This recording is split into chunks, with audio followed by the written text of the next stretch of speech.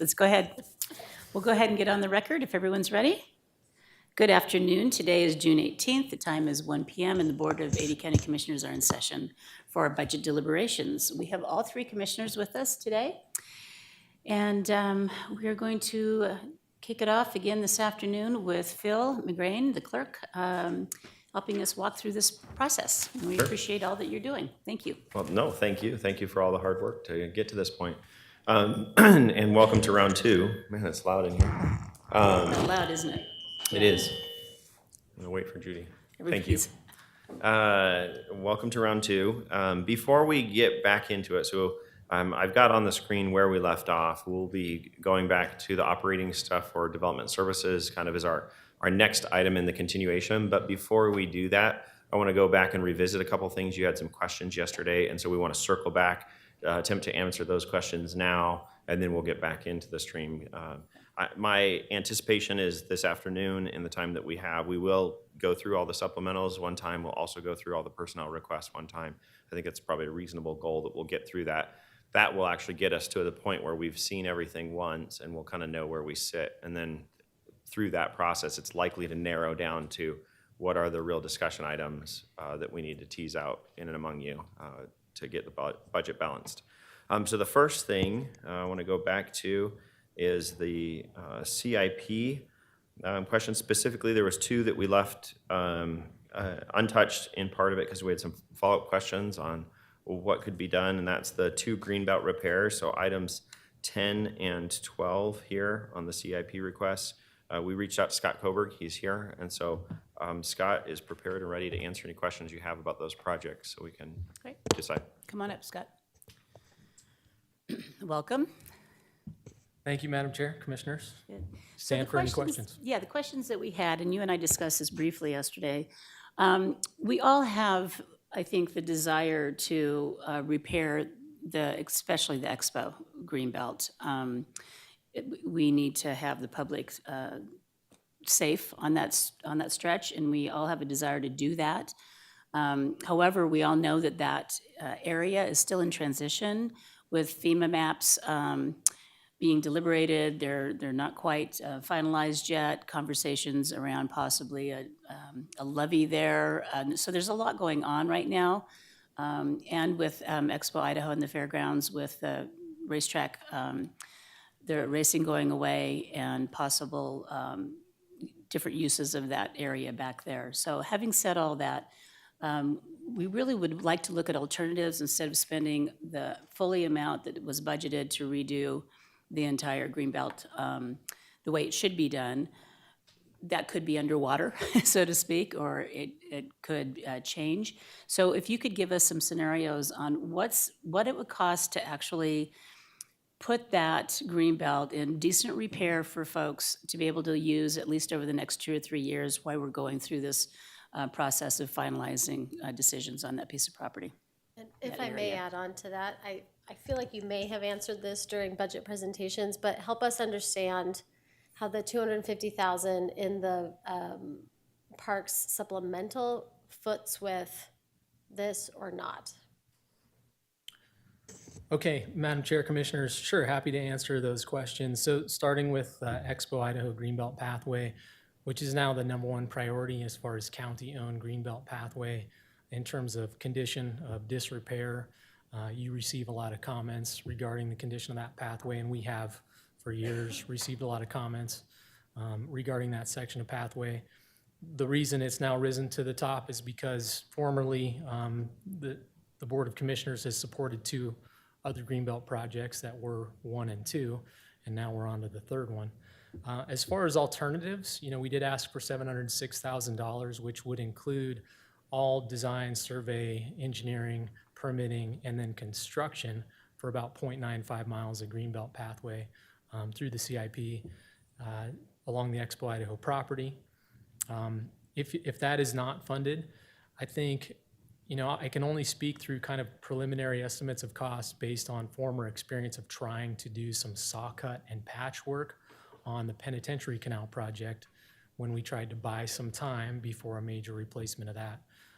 I would speculate without having a lot of details of specific locations of saw cut and patching, You know, $20,000 to $50,000 could be utilized to do some saw cutting and patching. The difference between those two is Penitentiary Canal had some imperfect pathway surfaces, for lack of a better term, due mostly to the canal leakage, not necessarily root intrusion from trees. The Expo pathway is located closer to the riparian corridor with a lot of root intrusion, and that's causing a lot of the impact to safety. There's also a lack of width, appropriate width in that location, and just, you know, there's a lot of condition issues. So having said that, like I said, somewhere between $20,000 and $50,000, we would need to take some contractors on site. We would identify specific areas we wanted to have repaired with ground marking with paint. We would determine the total area that would need to be saw cut and patched, and we would need to also put in root barrier along the sides of the pathway. So again, I'm giving you a ballpark figure, understanding that you may not be able to replace, or maybe it doesn't make sense in the bigger picture of the Expo property to replace the whole pathway now. I guess I understand that. I do think it warrants some form of investment by the county, or we're just gonna hear about it nonstop. And in particular, relative to the Plantation Island Bridge recently being replaced, not only was it replaced, but you know, that foundation was able to replace the pathway across the island. And so that would have been the worst section of Greenbelt had they not repaired it, probably in the entire 42-mile system. And now Expo, I would say, is probably the worst in the whole system. And to answer Commissioner Laciando's question, so there is some overlap in that. So because we, again, don't know what type of support we may find through CIP, there are more segments than Expo that are consistently in need of surface repair, shoulder repair, root crack and intrusion, seal coat striping, all kinds of different aspects of repair as they age or as they deteriorate. And so we've never had a fund in any department to accommodate that. We're always kind of on our heels and more reactive to Greenbelt management. That's where that $250,000 comes in. So, Madam Chair, Scott, I'm really supportive of the 250 to start a process by which we just say, you know, like in IT, every year we have to do updates or whatever it may be. This is a part of our system, and this is what is a given for every year. We need to be investing in this, and sometimes we'll accumulate money to be able to deal with it. So we aren't facing this as a part of a CIP process, and I don't know functionally how we do that within county budgeting, but I really see this as something we're gonna just need to dedicate every year so that we're not backing into a $1 million huge investment. But I'm with Commissioner Kenyon on this. I have a hard time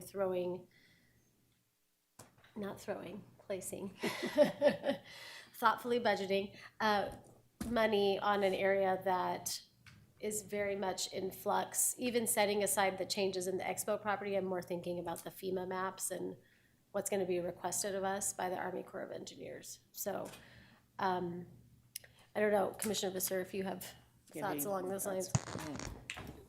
The FEMA thing is so speculative. I mean, it could be liberal, it could be conservative. The route may stay where it's at. If they say move it because of a levee or something like that, that's going to be a whole other thing. But I do certainly agree with Scott, because I've been out there recently. It's in terrible shape. Definitely a safety hazard. The narrowness, you can go off of it in multiple spots, and then the root risings or impact intrusions, whatever you call them, that's not a popular place to ride. So we definitely have that need. It's just trying to balance it out with an uncertain future on it with FEMA and so forth. But I'm in favor of putting something towards it. I'm surprised that you're able to come up with a figure this quickly that's that low in that $50,000 category. Particularly with what I've seen in the roots out there. I know what happened out at Penitentiary with that patchwork, but that was definitely a different type of scenario. So that's what I would share right now. Thank you. Scott? And again, I would just offer, again, it's a ballpark figure. And I kind of want to circle back around a bit to Commissioner Laciando's question. And, you know, once again, don't know what kind of support there may be for that $250,000 supplemental. The reason that was submitted as a supplemental and not a CIP or an operational expense was it was submitted as a supplemental after we received some feedback from the Transformation Board indicating that we may not get Greenbelt support or we didn't rank that highly. And so, again, it's my job to bring it to your attention, the condition of the county's Greenbelt pathways and what is needed. So I'm just trying to make sure we're not standing with our hands tied at the turn of the fiscal year and able to not act on anything. If we were to receive that $250,000 supplemental, I would propose then that Expo is the first priority. We do have other issues, as I mentioned, and perhaps in the interest of saving and not splitting but lumping, if that $250,000 supplemental is awarded to our department, we would target, and it may go above beyond 50,000 in that case, to Commissioner Visser's point, but at least we would have something to start and work with to make some improvements for the short term. I'm going to make a proposal here. I agree with Commissioner Laciando that we need a long-term strategic plan, and like operations, we need to have the cost to maintain our green belts consistent for the long run. Having said that, we don't have that right now. We need, I think, 50,000 to shore up immediately what we can. I would propose taking a look at reopening our Expo budget and taking this initial 50,000 out of the Expo budget. This is on adjacent to Expo property. But moving forward, and then we can look at reevaluating the supplemental request in your budget. But moving forward, I think this would be a one-time. If that's something that fellow commissioners, it wouldn't come out of the general fund then, it would come out of Expos. And Kathleen's looking at me like that might not be possible. I just have a question, Madam Chair. Are you talking about the current year or the budget for 20? The budget for 20. Okay. Right now, they're pretty much tapped out of how much fund balance they've used. I know 50,000 doesn't sound like a lot, but they're using $1.7 million right now to fund that budget for 20. So they're pretty much tapped out. They really don't have much leeway. So in my mind, it would be cutting something that's already in their budget to fund that. Okay. Let me look at their budget real quick while you guys talk about this. I thought they had more in That reserves. insight, so thank you, They Kathleen. have quite a substantial fund balance, but after you do your reservations to stay on a cash basis, minimum reserve, and how much they're using to support the budget, let alone if there are any changes for personnel that have to go in, they've tapped out. They'll be well over. Okay, they would be, okay. Not an option. Thank you. All right, any other deliberations on this? Sorry, I want to take a look at their. You got that.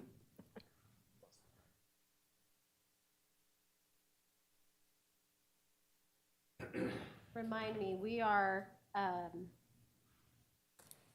sorry, I'm looking at Expo. We are supporting the, is this the large animal?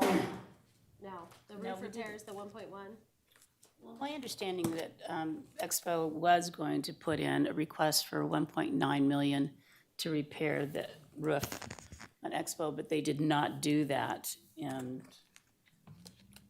that leaves. Madam Chair, Commissioners, I believe they have about 1.6 in there for roof repairs between interim and Expo Idaho. So it's split between the two departments. But I believe it is budgeted It's in there. for the roof Yeah. repairs. Yeah, that's the question that I have. Yes. And that number's at 1.6 right now? Looks like it. That is correct. I believe it's a little bit more accurate. Well, yeah, 1.9, and I realize, Commissioner Kenyon, you had some conversations with some of the maintenance crew out there, but I think this was based on an updated budget figure from, again, the intent was to do some of the roof repair this fiscal year, and so it was an updated number for next fiscal year. I think there's some confidence within that 1.6 to get the roof repairs completed. Scott, do you know why this greenbelt really hasn't fallen under Expo's budget or your budget? It seems like it's been sort of in no man's land here. Yes, Madam Chair, I think the best way to look at it is, so it's on Expo Idaho property, a county-owned facility, and there are a lot of revenue-generating activities on that property.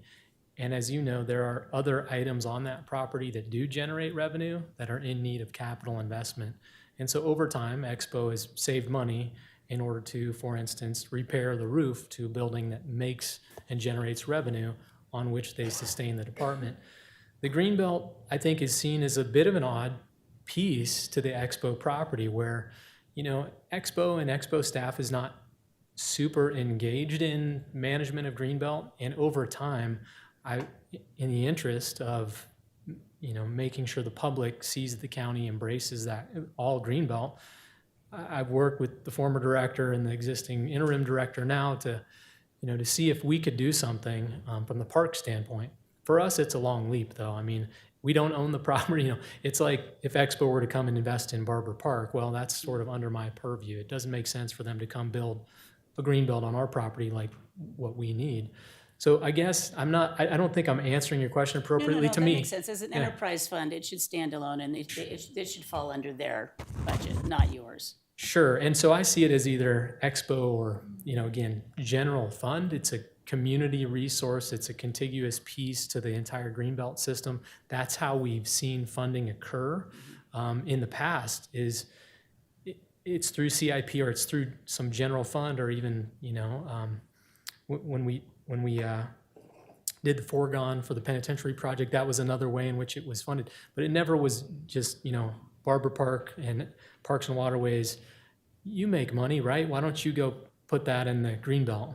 That's typically not the way it's happened. We've offered that at times, but again, I'm not answering it appropriately. It just has not seen an appropriate investment over the years, and I can't really speak to all the reasons why. Madam Chair, I don't know if you recall, during Scott's budget presentation, this conversation came up, and I tend to agree with, I think what he would suggest is that we do place this section of Greenbelt under the Parks Department for manage. It would need funding, as he said. It would need tax-supported funding or whatever from the Parks Department to maintain and do it.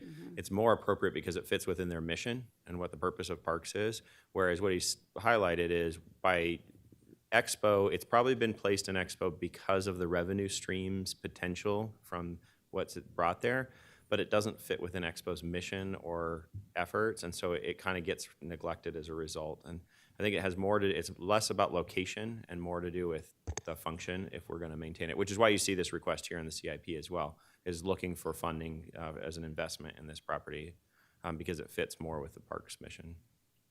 Well, I would kind of disagree. I think we have a lot going on out at Expo, including RV parks, Hawk Stadium, we had racing, we have a potpourri of things going on out there. Albeit most of them are moneymakers. I was going to say, the they're all Hawks, revenue at $1 a generating. year. It's a really important $1 a distinction. year, the Hawk Stadium is not really considered. Well, and I also look at it as this is an important connectivity point that happens during the fair as well as during all the other interim events that occur at Expo Idaho for people to get there without utilizing our vast sea of surface parking. I like the idea of asking Expo to take this on. I think we just are going to need to pause and kind of relook at that budget and see if there's pieces and parts in here that can pause. Can we revisit this? Absolutely. Yeah, we're going to revisit. I think, because individually we can kind of go through the numbers and rework things in our own minds and then come back and be in a better position to deliberate on this. I think as you're thinking of that, at least from what I'm hearing in terms of the dialogue, if you're going to want to make adjustments to Expo Idaho, you'll want to be looking in there and having those conversations with whomever at Expo Idaho to kind of figure out where there's room to do any of that. Yeah, and I recognize we're in an awkward time for that recommendation, but. You turned in your fair badge? I turned in my fair badge, yes. Yeah. No, I'd like to speak with Kathleen, and we can do that Okay. in our free time. Thanks. And Madam Chair, I'll stand for any questions about the Sunrock Greenbelt as well, if there were questions regarding that Yeah, the Sunrock segment as well. Greenbelt, my understanding is that there's a FEMA grant that's pending, and that's $45,000, correct? Look closer, it's $42,000, Madam Chair. So $42,000, there's a federal and a state portion of that, and then we do have a small match commitment in the amount of about $4,500. We do have that we could make available in our budget. The reason why we, again, made this request, and what that amount is for, is to repair some of the flood damage from 2017. As I think you're aware, the agreement to allocate those funds, or at least to enter into a reimbursement potential agreement with FEMA, was signed by the board in February. We asked for an extension in April, I guess, is when we were finally engaging in an extension. We'd already submitted a budget. I think, again, similar, and that's kind of where this $50,000 figure came from. We're going to invest about $50,000, it sounds like, into Sunrock through some FEMA and some match to repair some flood damage there. So I think we'll be okay to buy some time on Sunrock, but we didn't know that at the time we submitted this budget. And we're not going to get the width, and we're not going to get a typical standard pathway that we now would implement. It will buy us time. Chances are you'll see a request again for Sunrock Greenbelt pathway in the future, so. That's great. I would recommend then that we go ahead and say no on the Sunrock Greenbelt. And then just for a placeholder, I would say yes on the Expo and put in 50,000, and then we can talk about whether we want to move that. What do you think? I would say sort of yes and no. I mean, it almost would help to go from here over to your supplemental and have that conversation We can do together. that. Yep, that's So- not a problem. Okay. Would you like me to go, I mean, Sure. it's 250,000. Don't want these then and deal with it in Let's have supplemental? let's have the Let's hold this conversation. one, I would Let's hold this and have the conversation about Scott's supplemental so that we can talk about that 250,000. And quick question, Madam Chair. The scenario for the FEMA grant and so forth is independent of the appropriation requested here for Sunrock, is that correct? Madam You Chair, said you got Commissioner, that yes. $4,500, that's already in the present budget or accounted for? Correct. Great, It thank is you. this fiscal year. This current year we're in. All right, Madam Chair, up on the screen are the supplemental requests for Parks and Recreation, since Scott's right here. And I specifically have highlighted the $250,000 for Greenbelt repair. It's not highlighted on mine. Well, it is, it just doesn't, yeah, it's not highlighted well, there we but it's go. there. Okay. So walk us through again where you came up with the 250, how that would, in your mind.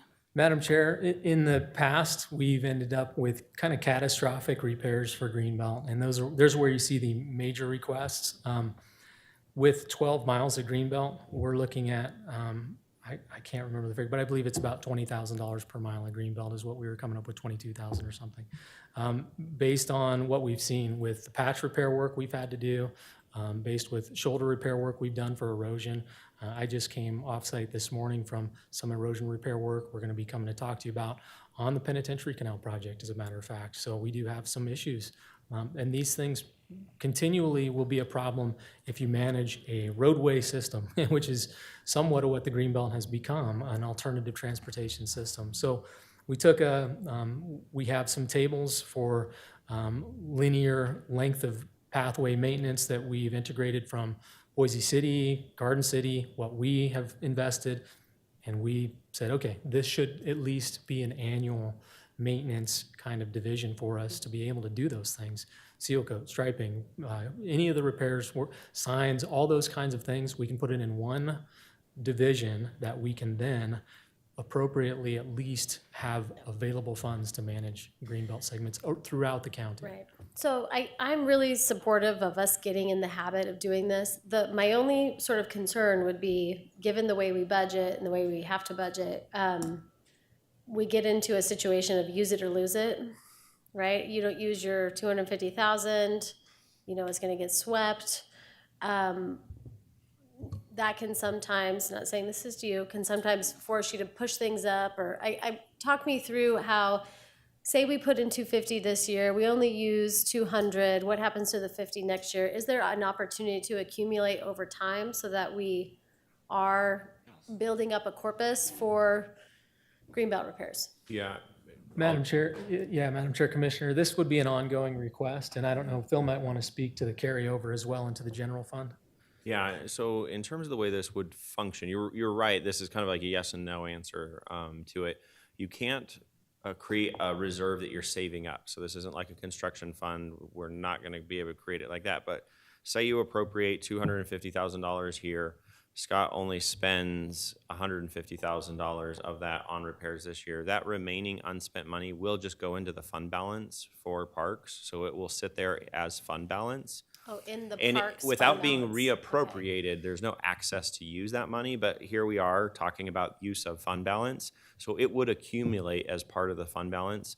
You would obviously be bringing in some revenue stream, most likely taxes that would be accumulating there, but it would be in the fund balance. So it's not directly the way you're thinking of it, but effectively it would be accumulating itself. So when big projects come, your fund balance would slowly be rising if it wasn't being expended. But year to year, you would appropriate $250,000, just as Scott is suggesting.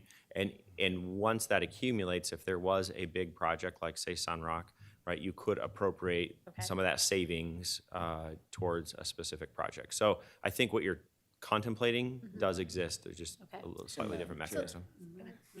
Just to add quickly to that, Phil, isn't that akin something to what's been going on at least the past 2 years I've been here with operations? Something that will be set aside in something, and then they don't spend that whole amount, and Scott's able to save it. He doesn't have to use it. It's different because of the funding source. It's definitely different. This is because Parks has its own fund. Operations fund balance goes back into the general fund, and it gets reappropriated. So it is different mechanically.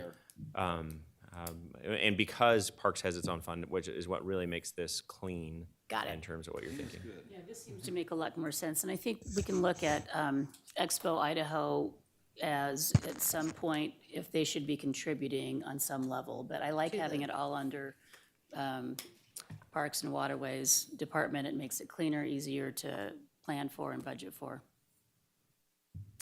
So do we, Do you need the full 250? You get away with 200? What's your 25? what's your bargain Shark amount Tank here? portion. Yeah. What's your? I mean, we're gonna get to the state. We're already here. We are in the orange. I want to see this start to go back, not the other way. What's Madam Chair, Commissioner, at this point, I'll take whatever you're willing to give us. okay? That was a very politically correct answer. But I'm assuming that you did your due diligence and you came up with this number not just out of the air.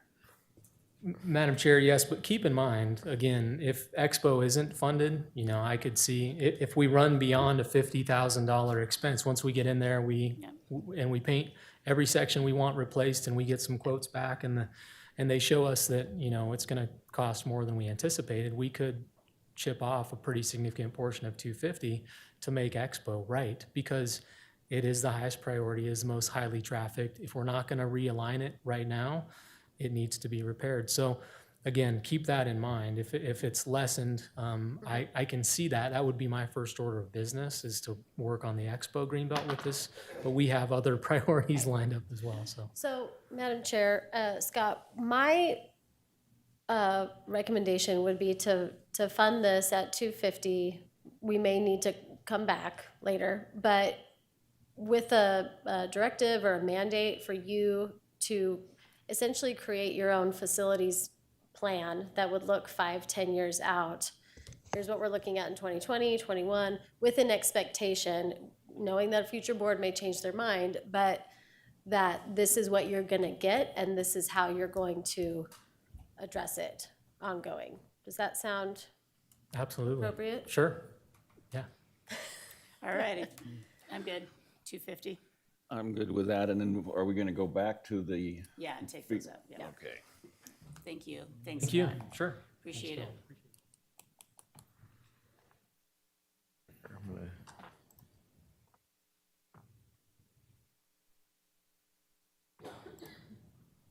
Okay.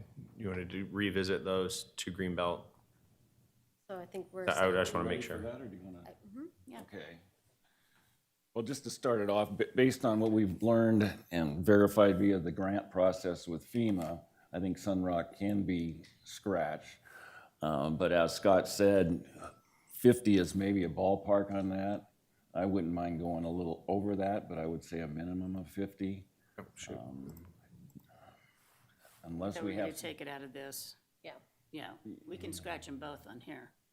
and he'll utilize Yeah, he'll that. I utilize know he'll do fund. that, but Are you saying you want to add another 50 here? that's what I'm thinking, because if we're starting this process where we want to have a long-term thing where we set aside this amount, at least with this board, I agree with Commissioner Laciando. I think that's a good practice, and Scott knows the green belt, and he said that it's around 20,000 a mile to take care of some of these maintenance costs. So that's a good estimate, and we've got that 12-mile figure, so we're in that ballpark.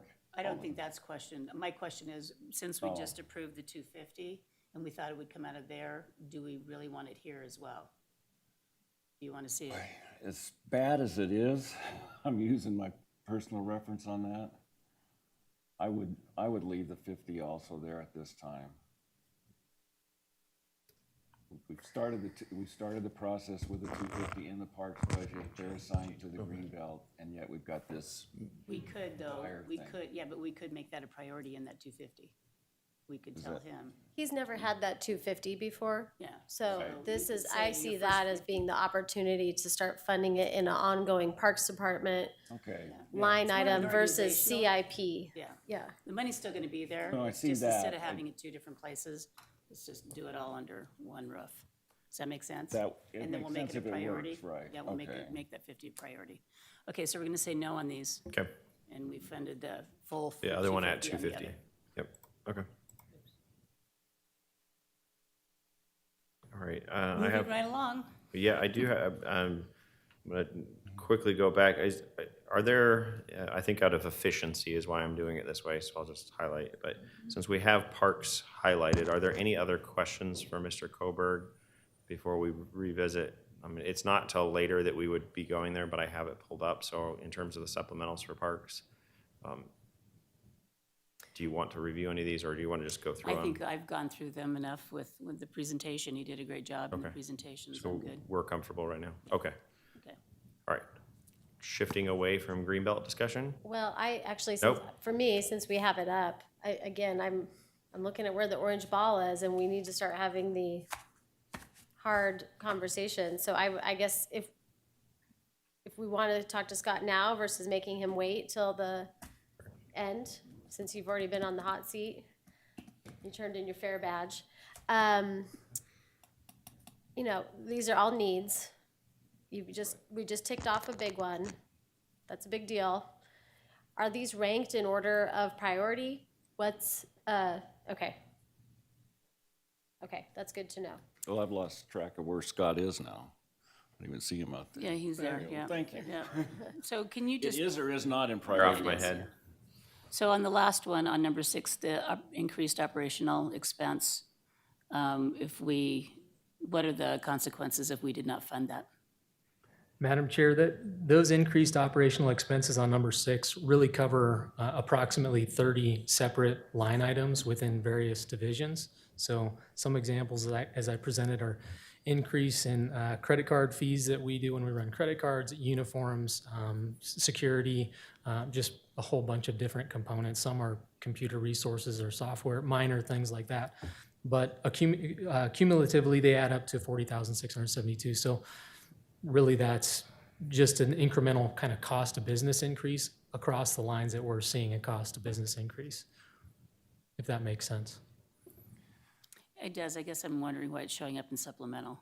So, So, yeah, I can answer that. So one, as you remember, when we had set our base budgets, we did do a 2% increase on the operational budgets for each of the departments. The reason it's in supplemental is what Scott's needing is more money than was part of that allocation. He's saying his operational expenses go above and beyond what was initially allocated, which is why they've already expended all of the money in that initial allocation. So anything that you have in cost, whether it's paper clips or whatever, if it's more than what was initially allocated, comes across as a supplemental because it needs new revenue to support it. And because the Transformation Board has recommended using fund balance to pay for the Barber Park parking lot, we don't have fund balance available to cover the delta. Is that where I'm putting this together? Okay. Yeah. It looks like it's all pretty necessary, and I think that Parks and Recreation are a big priority for our community. It keeps us all healthy and happy, and the economy robust, and so I'm inclined to say yes on all of them. this point. Knowing we'll come back and revisit. Thank you. Madam Chair, that's the route that I'm going with too, and just from experience from Scott in the last 2 years, he's done an excellent job in having an austere budget and really staying on top of things. So I'm very comfortable with this. Given the fact that we're still in the orange, I see it as a necessary thing for our community message, our safety. Barber Park is just huge. I mean, we have another warm year, it's gonna be something else again too, so that's my input on it. Thank you. Thank you. Thank you. Okay, so I guess from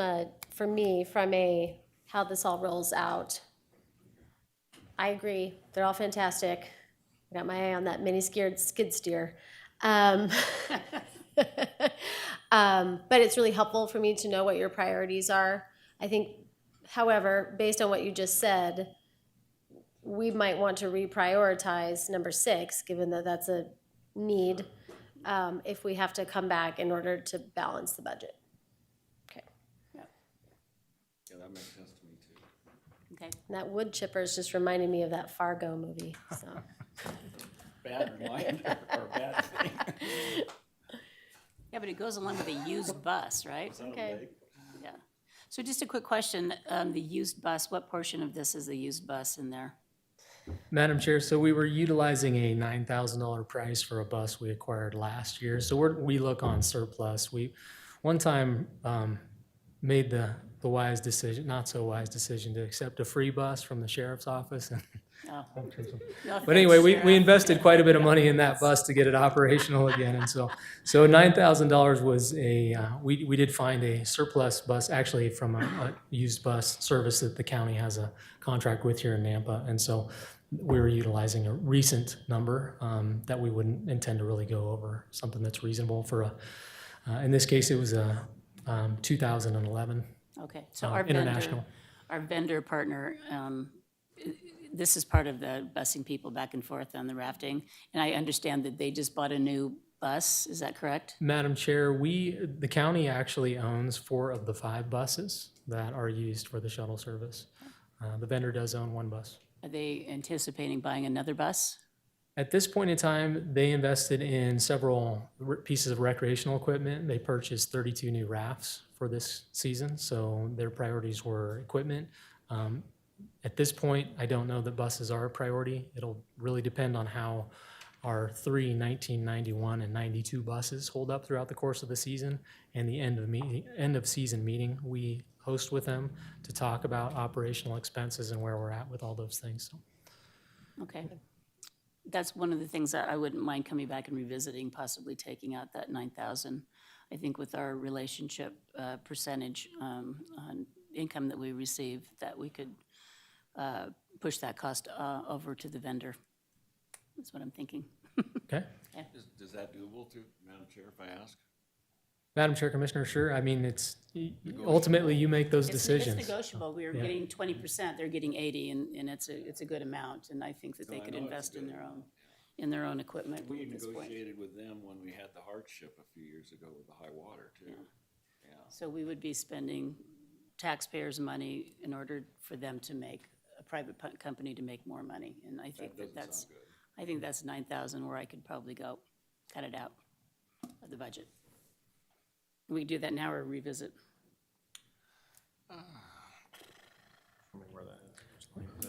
Any further comments from you, Scott, on that? I can do it now.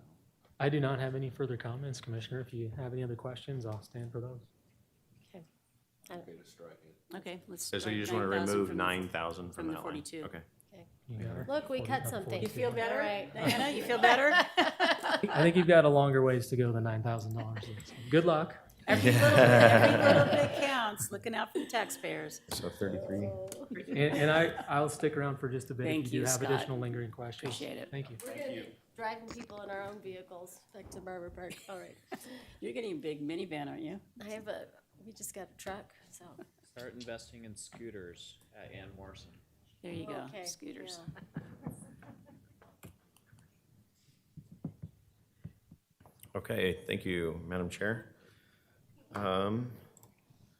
still kind of revisiting a few things. One thing I want to follow up on, specifically you'd asked us to look into, we're still getting some additional information, but looking at that redigitization of historic records, we did reach out to the vendor. It is doable to do an approach. I think one of you had proposed, and I don't recall which one, like $200,000 a year over a period of time. They did confirm that is a viable option, that they can take a chunk of records. They're getting us more details as to what that would look like, but the short version answer was yes, that is a viable thing, is to do it over time. So if that's something you wanted to consider, you could do that. Okay. Great. So that doesn't affect where we're at currently, because we already have the. Yeah, that would be adding more money at the moment, so I don't, but Right now. I wanted to make sure to follow up with the information. Appreciate it. The other real quick, we'll come back to this because we're not going to shift over to personnel quite yet. But one of the questions, Commissioner Laciani, you had asked about the merit COLA, how that works with the special salary adjustments specifically. We had some conversations with Cassie and other things and looked at it. And one of the things, because I think there was probably two motivations in what you were considering, so to make sure we're understanding it correctly. One is a financial, just we don't want to budget more money than we have to, right, for those instances. The other one is an equity issue among pay. Those are the two things you're trying to achieve. One of the things, that 3% among all of the special salary adjustments, so if we total that up, it's $24,000. It's not actually that large of an amount.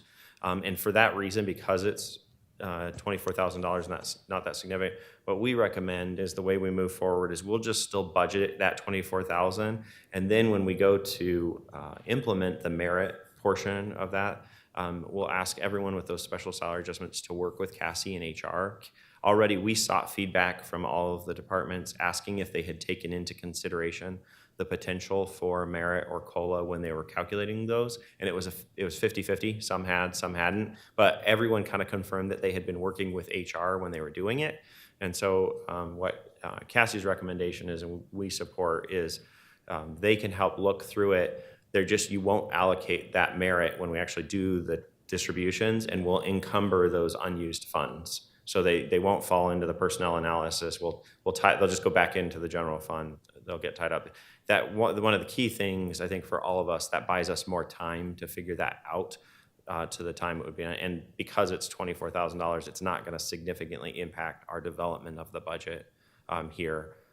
And it's just cleaner because of the time window to make those changes right now is be really difficult. Yeah, I think what I'm looking for is just some confirmation, from Cassie, that this has happened with all of our departments and offices. So we'll really be looking to her to get that check off if we go ahead and move that way. Yeah, okay. Yeah, we'll work. It'll be a combination of Lori back in our office as well as with Cassie and her entire team to do the implementation with the PAFs and everything that'll happen at the beginning of the year. And so we'll work through that process. And that gives us some time to make sure to iron out all the wrinkles too on how we do it. Okay. Okay. So Phil, is there a reason we're doing supplementals before we do, remind me, the people part, just from a procedural perspective? No, not necessarily. It's kind of mock nicks between those two. Okay, Yeah, so wondering. there's not it's where I started. okay. Yep. Going back to the supplemental requests, development services is what we have next. You wanted to reconvene. I know Meg's in the audience, so if there are questions, I think you thought at least one of these items there might be some discussion on, but ready to take up all the supplementals for development services. So we can just work through the top in terms of the discussion. So you have the zoning ordinance rewrite at the beginning. Okay, well, I would like to discuss this as a whole, if you don't mind, and then we can get into line items. Obviously, the big line item there is regional plan. And while that's a big deal for us, I truly believe that we have an opportunity to demonstrate leadership, effectuate change, and ultimately not only save us money in terms of our capital infrastructure and expenditures down the road, as well as through additional taxing districts, be it ACHD, be it other cities, if we can achieve a more holistic land use meets transportation plan. That all being said, this is a very difficult thing to achieve, and I am eyes wide open about that. For me, this is a top priority, if not the top priority, both because of that long-range planning, but because of the opportunity it has for us to achieve generational change in how we work as a community. I will say, however, if we're going to do this, I think we need to implement some, what term do I want to use?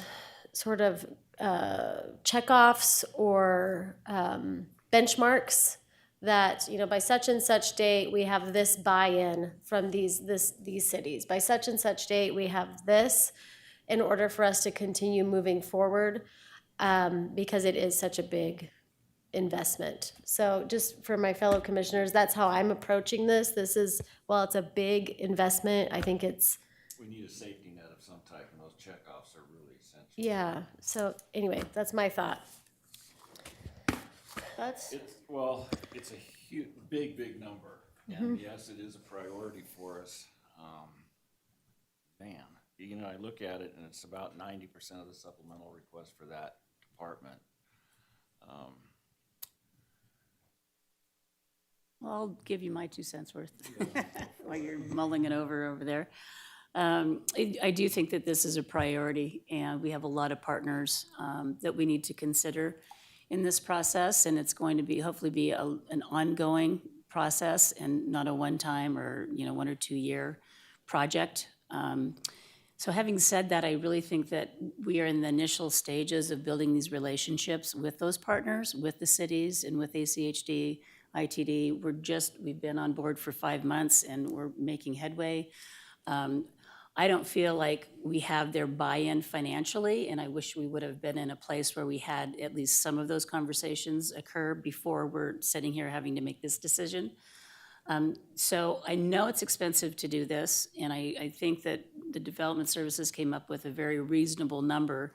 But I'm afraid if we fund the entire amount and we don't have these conversations about financial partnerships ahead of time, I'm afraid they're going to just either look at us to fund all of it or feel like we're the gorilla in the room and we're going to fund it all and we're going to take charge. So I really feel like we're kind of getting ahead of ourselves here. I know we need to continue to push this ball forward. It's super important. It is a priority. But I'm just wondering if we couldn't cut this amount and spend this first year really building those relationships and getting commitment and buy-in financially as well from our partners on this. So it truly is a team effort, and it's not Ada County just kind of doing its own thing and getting out in front too quickly.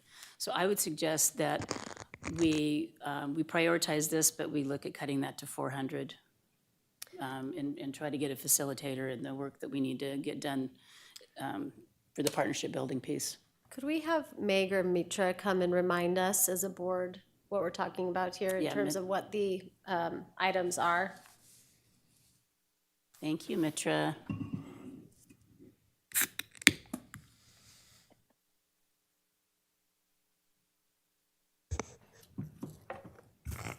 Good afternoon, Madam Chair, members of the board. As you have heard over and over, growth is on our residents' mind in Ada County. And we do need to change the mindset of many agencies, as you have identified. So we do need to build the relationships, as you mentioned. One of the challenges that I see in breaking down the cost is that, from what I have heard in Idaho, procurement processes are established in a manner that you cannot break a project into 2 pieces. The funding that you are allocating would be adequate for fiscal year 20, but I do not know how we can enter into a contract with a firm that would help us navigate through this process without breaking it into 2 pieces. So that's where I think we need to think through although, as I said, you know, the cost in fiscal year 20 is definitely going to be within the range that you have talked about because we are still building the momentum. So that's doable. I'm not sure if it's doable from project management perspective. I'm not sure if it's doable from legal and procurement perspective. Okay. So, But if financially, we could do, would make sense to have 400. yes, from project 20, management perspective, yeah. yes, we Okay. should be You able just have to to do figure that that within one fiscal year. But if we can do it in 2 phases of a project, and I'm not sure on that particular piece, from what we have heard in the past on other projects in development services, is you have to have all the money upfront available before you enter into a contract. And I'm not an expert, so I'm not going to. Can we call a lifeline here with Mr. Perkins? Do you have any thoughts to share along this? I don't remember where I got this lifeline idea, but we're going with it. I feel like a game show. So, Yeah, Well, it is. I think it's Who Wants to Be a Millionaire. So the funding needs to be available up front for the contracts. So for us to enter into a contract with a vendor, we have to have that funding available to pay that vendor. So I think that's the question that you were kind of getting after. even if we were to say after year 1, we're done, we're not doing this anymore, we're going to cut ties, or can it be 400 option for renewal? How does that, is there a way to break it up that way? So yeah, constitutionally, we can only have a 1-year contract, but we do have the option to add in renewals at our discretion. So if we want to renew year to year, we could. I would be, yeah. Would that serve both purposes? Mitra? Bob? I'm sorry. So we could approve a 400,000 contract for this coming year with an option to renewal for another 400 for the following year. If Mr. says Perkins it's says okay, it's you're good, I'm okay. good. Would I like to add, Madam Chair? Yeah. Okay, on the books and what Bob's saying, yes, that's doable via the 1-year contract rule and renewables, but via a consultant agreement, is that going to work over 2 years? Do you know that that'll work over 2 years, or is the time frame more consistent with 1 year? I'm pretty positive the effort of this magnitude would require more than a That's what I year. would think. There is a lot of momentum building that needs to happen within this year with some scenario planning discussion, which is going to be painful at city level because, it's different than what we have done in the past. And so it's going to require a lot of public outreach component. So I think this one will really get us started in the fiscal impact analysis discussion, and then next year we can start thinking about implementation in terms of adequate public facilities ordinance and area of impact and other pieces. So it is very much doable. Okay, and then if we don't use the whole 400, I'm sure. what's our scenario then, Phil? It gets swept, but we will just have to know that it's there. Madam Chair, I might advise that maybe we hold off on this. I don't know, you want to talk about the substance, but you may want to consult with legal just in terms of the specifics. I think there is still some confusion. I know it, Okay. and that's not to contradict Bob in any way, but I'd recommend maybe at this point that you consult with legal counsel just to make sure about that. Typically, as a general rule, as was spoken, the money for a specific project, the entirety of the project, whether it's construction or something else, needs to be provided upfront, even if it's going to be over multiple years. That renewal might presume the same service being renewed, not one big project. And so But we have the opportunity to say no, so we have an let's that's maybe why adjourn into a legal. I'm not legal counsel, and that's Got it. why I recommend that you do speak with Okay. counsel. Looking at Heather over here. So Bitra, you have another comment to add? Yes. So Meg made a suggestion, which I think is a good one. So we have a schedule for the project, and from looking at just that schedule at a glance, we should be able to do the project initiation and putting in the structure that you talked about in the first year. We'll be able to do the land use data and analysis of all the comp plans that we need to go through within Ada County and understand them at grassroots level and what kind of development approvals have taken place, whether they all are valid or not, and so on and so forth. So a lot of land use demographic analysis piece. And then we will be able to start the scenario planning, alternative land use scenario planning within the first fiscal year in the amount that you are thinking about. I do believe that if some of our partners come through in their commitment to what they are planning on doing, we may be able to cut down the total project cost from 800,000 to around 600,000. But that is yet to be seen in terms of what kind of details gets ironed out with each partner, as you had very well recognized. And I would just note on the city's participation, while, and just, for context, this is my background working with cities, trying to bring people together on different pieces. We can spend a lot of time trying to convince, I think some of these cities will come on easily, but we can spend a lot of time trying to convince some of these cities to pay, or we can spend a lot of time trying to convince them to be a part of a plan.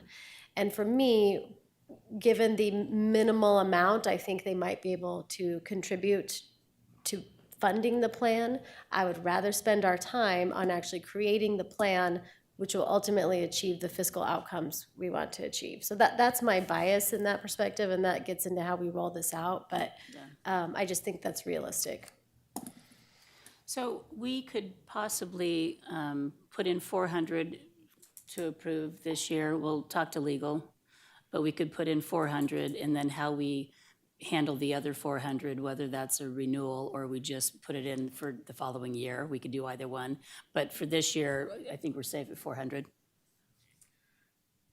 Contingent on the discussion with legal. Yeah. Yes. Yeah. And seeing what type of contracts. can Yeah, be whether resolved. it's just a second separate contract or a renewal, yeah.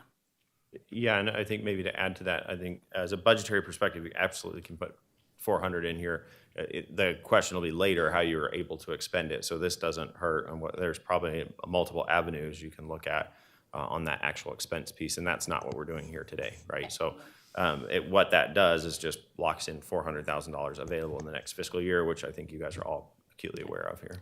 So given that 400 change, I would approve all of the rest of the items in development services. Agreed. Noting that we do additionally have a conversation coming up once we get to personnel about the related items. Right. i.e. employees? Correct. Yeah, okay. That's kind of a roundabout way Yes. of getting that out. Yes. And again, we have this program, so when we make the decision, I've confirmed with Anthony, when we make the decisions on those personnel, if we say no to a personnel, it will remove the dollar amount tied to that position over here. We won't even have to, we can go back and check it, but it will automatically remove that. Okay. So yes to everything else, correct? I'm okay with that.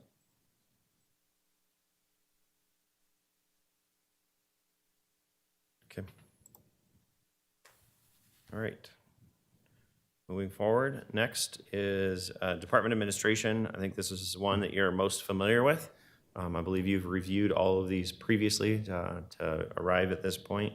You can look through. We have kind of two segments to this. We have your, say, regular supplementals. You have that professional services for $35,000, followed by we broke out each of the individual community programs in case there's any discussion on the community programs. And one thing I want to highlight here, I need to get the amount. The University of Idaho Extension, during the public testimony yesterday, we heard comments regarding that AmeriCorps funding. I believe it's a little over $8,000. I can add that amount in, but we went through after the testimony. I was trying to verify anything people were testifying to make sure I knew where it was in the budget. That was one item that we couldn't identify. It was a piece of something else that wasn't submitted in the budget. Right. So we've added a line in for that piece on the okay. AmeriCorps component. So I don't see it in there. So, So that's 8,000. yeah, I think it was right at 8,000. that's what I've heard. That's what I. Okay, so yeah, I'll just put in And I 8,000. was a little confused, and maybe this is a question for you, because you're the liaison, or Judy. I thought there was some kind of $80,000 request, but There was, but we decided we did not want to go through with that. okay, so Yeah. it's already been backed out. And so then Okay. the new interim Okay. director has come back to us in lieu of that, asking for this AmeriCorps volunteer, and we're very happy with that. Okay, Correct. got it. Yep.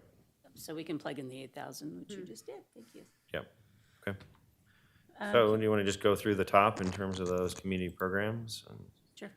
And certainly for these, we don't have the people here to present on them. These are the programs you've already either received a letter or some other request regarding.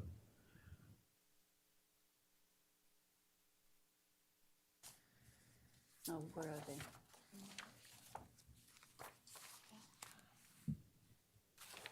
Oh, the Department of Admin. Okay. Sorry. Yep, you're fine. So apparently, we do want to read these into the record that the requests were made, but we denied those requests.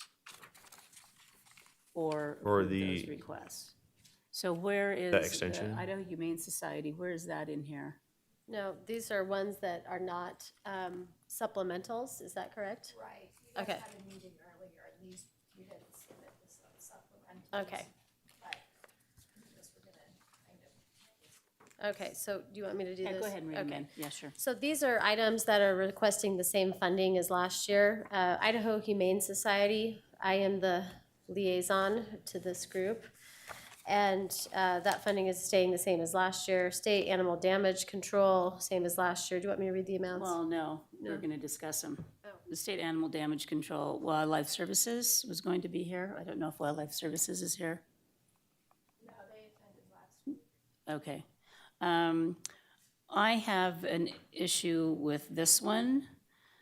This is a Wildlife Federal Services. This is a federal agency that is coming directly to county taxpayers to pay for predator services to protect agriculture, cows or sheep, I assume. My only problem with this is, I'm not sure why it's not going through the state. The state has a fund set up for this, so ranchers and whatnot can be reimbursed for these services if they take care of the predators themselves, which I would prefer. And a lot of the costs were actually using helicopters to kill coyotes. And this same service, Wildlife Services, actually used cyanide last year and poisoned and killed a dog and harmed a child. So I'm not inclined to fund this one. Okay. News to me. Do we know, or I guess I just want to make sure, if we do not fund this, is there some kind of additional service or opportunity that our constituents would be missing out on? They have, our constituents have the ability to be reimbursed through the state, through a fund that is set up just for this. Okay. All right. It's fine with me. Do you, And I invited them to be here. They probably didn't know when they were going to be up for. Madam Chair, do you have a dollar amount? Just so I can, I'm going to have to follow up. It's a small amount, 7,950. Okay. Commissioner Visser, any?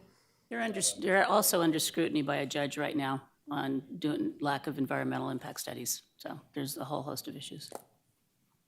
Okay. Enough red flags for me. Okay. Lower Boise Watershed Council, the Okay, amount is 5,590. Any discussion? that's fine. Okay, we're good with that one. Treasure Valley Partnership, 6,690. It's fine. Well, I thought we were having some issues with TVP, but we're still good with that? You're the No liaison. problem. I I'm the thought they're good. liaison. It's Okay. the cost actually went down this year, and I think we get a lot of bang for our buck for being a part of regional For conversation. the marketing? Okay, then I'm good with that. Okay. Southwest Idaho Resource Conservation and Development Council, 500. I'm okay with that. Yes? Professional services, That's just, just in case. Okay. Okay, 9,500. And that's been standard for year to year? That's what I we thought. have an additional amount in here. Oh, I was for going to say, yeah, there's 35,000. a supplemental related to that as well. Okay, All right. okay. And then we need to read the senior contracts in. We need to read the senior contracts in. You don't need to, you just want it to Okay. go on the record. Yeah, I would like to talk about the senior contracts. So in total here, we have about $87,000. We're funding senior services in Eagle, CUNA, Meridian, and Star. plus, I forget what Janice is doing. I'm guessing these are legacies of when these were much smaller communities and they needed supports.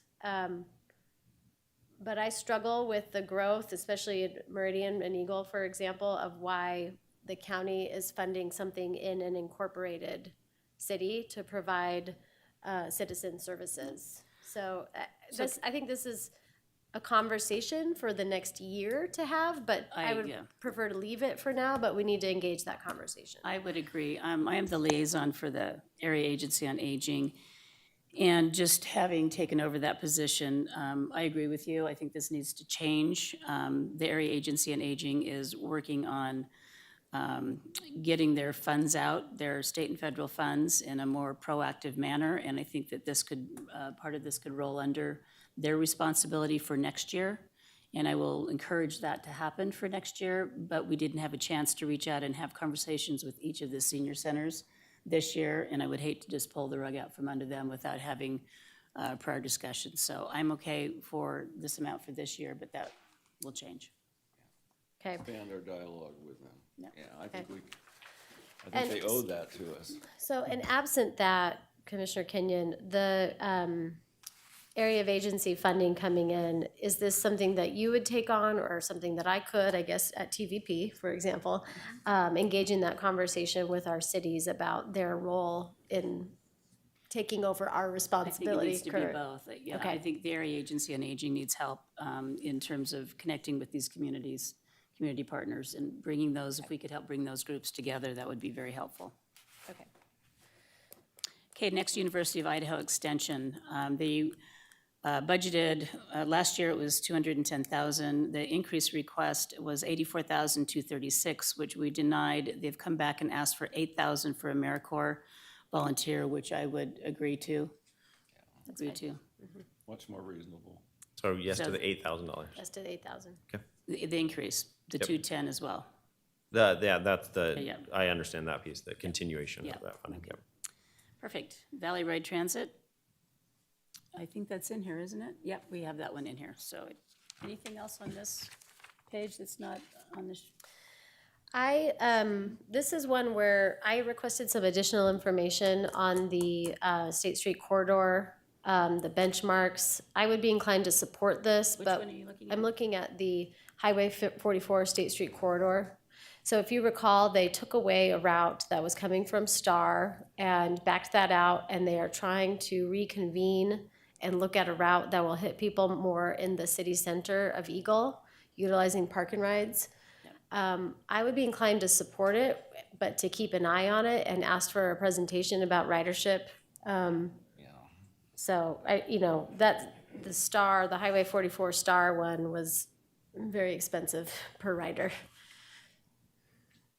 I heartily agree with that. I think we need a justification for this, and frequent updates is a way to go, because ridership is not across the board. Some areas do get great ridership and some don't. So you'll follow up with that. You're the liaison. Yes. So Judy, could we, if we're saying yes, make a note that, I guess, what would be an appropriate time, sort of February of 2020, to have a check-in with VRT about ridership on this corridor? Thank you. Appreciate that. All right. We don't have, what's not on our screen in front of us that will need to get put into the record is Boise Valley Economic Development. They're on there. Are they? Yeah, they're tied, it's in You want us the, to just walk through at the top now? that'd probably be easier, but Okay. Oh, it's Viva. Viva, it's Viva. buried in there with a lot of other Yeah. letters. Got it. Okay. I think that's it then. Okay. So the first is, you already mentioned professional services. If I understood Judy correctly, this is a different professional services line, but the increased supplemental, it probably covers multiple services that the Commissioner's Office would be relying upon. Yes. Specifically, anything on this one, though? Is this? This is Again- money we have set aside Oh. for, Got it. This is set aside for a lobbyist, for contract lobbyists. If we need one. if we need one. Yeah, see, I don't believe we need one, because I've been very happy with the way IAC has stepped up the game for us. Oh, I'm very, very happy with IAC. I think they do a fabulous, marvelous job. The only problem is if something were to come up that they, their interest is more rural. No, it's just more rural and it goes against what we need. Sometimes they can conflict. Okay. There's some conflict with IAC where they could not represent us because of the majority of their members. So this is just just in case we needed. Okay, and I see it as a supplement because we already have the earlier allotment to it, correct? So we're increasing it. Is this gonna be on an annual basis then, or is this a one-time supplement? Well, it would be if we approve it, so. Yeah, correct. In terms of, at the moment, you're just approving it for next year. You would have to revisit this in the following year But I'm okay in terms of it. But then not use this The is, contingency. this is not in addition to, this is a new request for $35,000 for contract copies. Okay. I'm okay with that then. Okay, all right. Okay, Peer Wellness Center. let's say yes. Yeah, I'm yes on that one. Okay.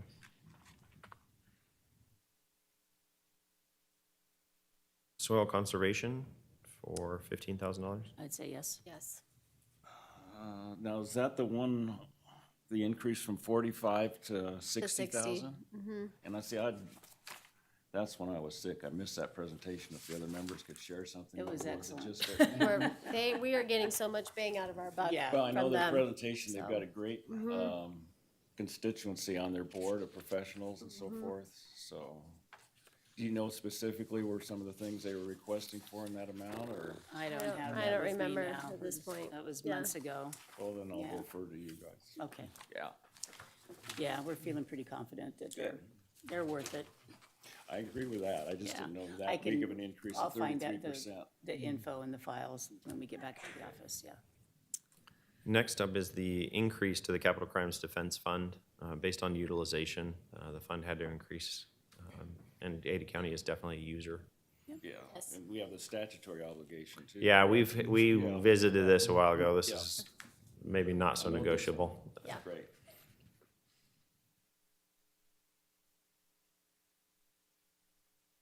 Okay, family advocates. Well, so if you recall, when we had family advocates come and visit with us, they are only, if I'm trying to remember, only able to serve 3 out of 4 of the cases who they're presented with. And this is the funding they would need to be able to hire an additional volunteer coordinator as they try to bring on more guardians ad litem. I recall This that. is the CASA program, yeah. I would agree that we need to fund this, that amount. Okay. Next is disaster services. This is the voted on amount from ACAM that we just voted on as the joint powers. Yes. Yes, Sure. Thank you. yes, Compass. Yes, Okay.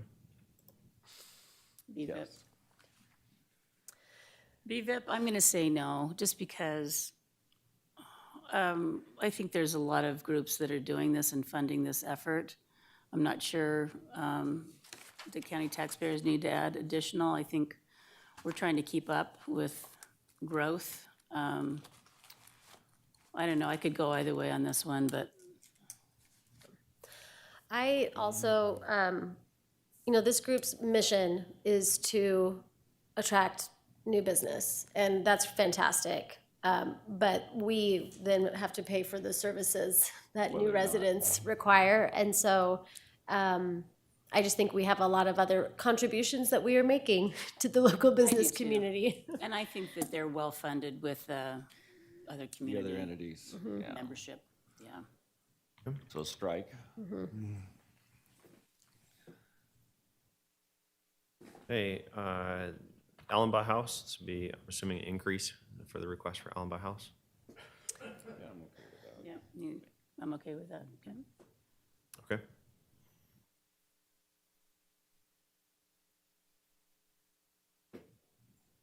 And then Valley Regional Transit.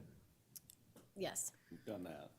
Yeah, this is the second, a different one, but Yeah, this Is is, it different? it looks like this is an increase to our contribution. Yes. Not that specific project. again, I think with better outcomes, metrics, accountability. Yeah, and I think that's a great idea to have, schedule a meeting with them to give us some figures to support what we're investing in. Again, it's very minimal compared to Boise City, but I think it's still important for the amount that we invest. Okay, so we should probably take up these next ones. You want to revisit these after we've taken up the After. positions? That's what I was just thinking as well, to revisit these. And then the final one on here that's not related to those new positions. Oh, well, this is a contract, right? So is the community support coordinator.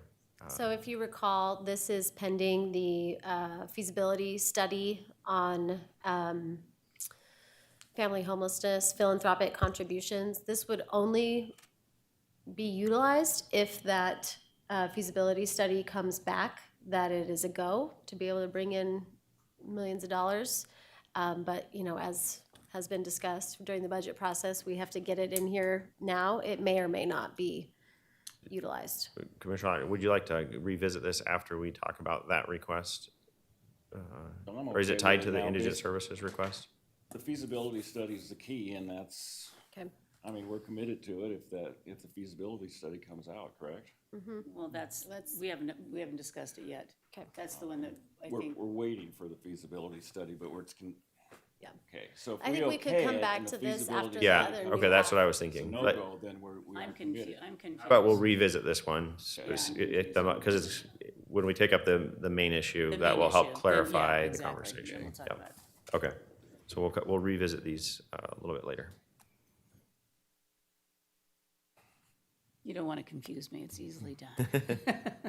All right, here's a couple. The next general, the general is the funds accessible only to the commission, right? So you can see first up on general is the $1 million requested for contingency. For the past number of years, we've budgeted a contingency fund for Right. unexpected events for the commission to fund. Kathleen, could you give us a sense, how much did we utilize or have we utilized to date so far from contingency? I'm gonna defer. Judy, you keep track, right? I don't believe, Well, we use it at the end. It's kind of hard to say now. I don't think that there's anything out there that we have, that we're holding, that we're thinking that we may have to pay at this point. Okay. But last year, we used it quite a bit for jail food or jail medical or something related to the jail. Something when that was they running ran over. out of money at the end of the year.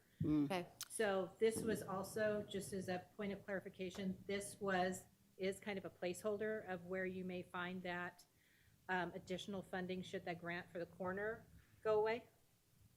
Oh, Oh, okay. We don't Yeah. get that 250. Because we pulled that out. Okay. Yeah. Potentially. And wasn't we've had this, the practice of the safety net for some time, right, Phil? It started, I want to say the previous commission prior to your arrival, but not that long ago. And it's varied between $500,000. We've done $1 million. Yeah. We have utilized it. So for example, during the flooding, we needed funds to tap into unexpectedly.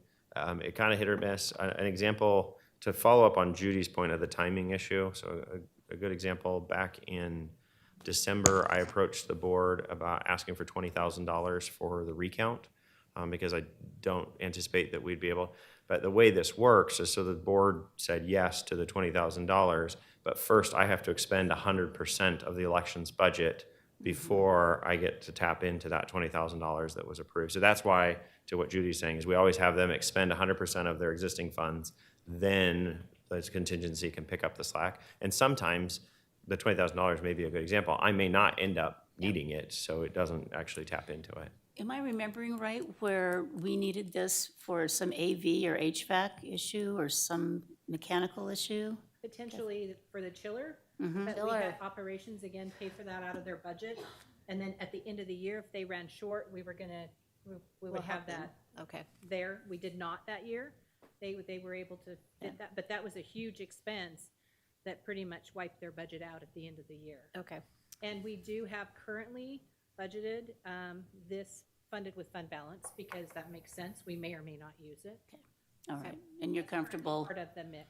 I know we've had some conversations, but at this point, you're comfortable with the million for an increase? Okay. I think historically between $500,000 and $1 million, Yeah. I think because of that specific request related to the coroner's office is, a good justification why it's higher than the $500,000 it's been in previous years. Good with that? Yep. Okay.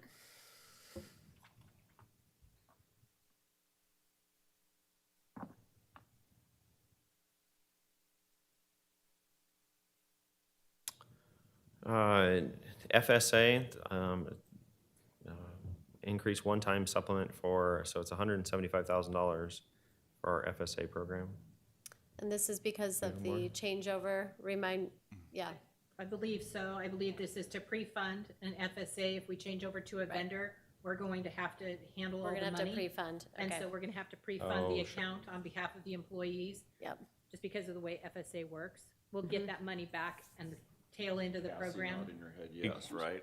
I'm sorry? Yes. Cassie's nodding her head yes. Yes. too. So you got back up, Okay. Kathleen. So we're good with this? Thank you. I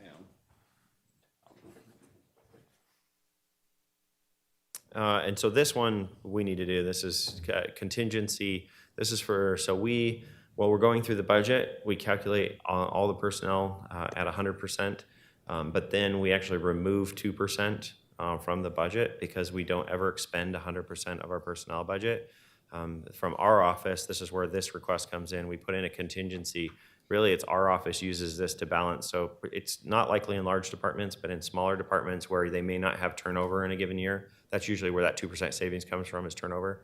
A really small department, let's say like billing services or somebody, that's probably not a good example, but a small department, that we can use this to make corrections to balance at the end of the year. So this is not something someone ever comes to you to request. It's merely a balancing tool to allow us to free up that 2%, which gives you more money to work with during the budget process. Very good, thank you. Okay.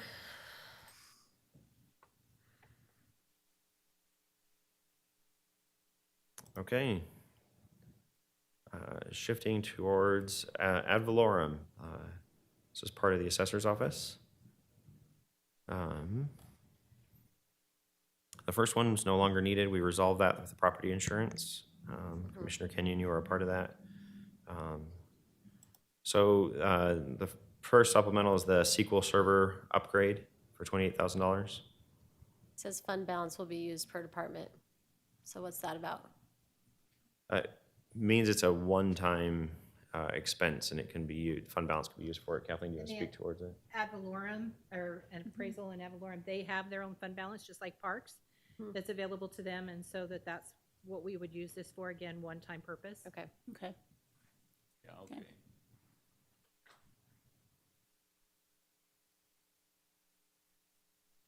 Yes. Yes. Okay.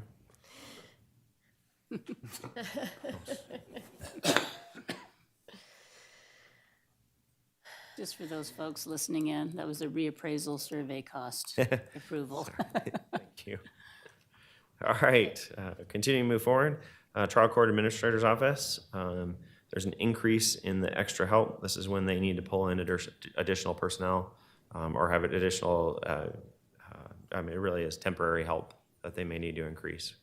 I think it's just it's a flexibility tool. It's often used just hiring temps, not necessarily on contract, but people working additional hours, part of the A budget.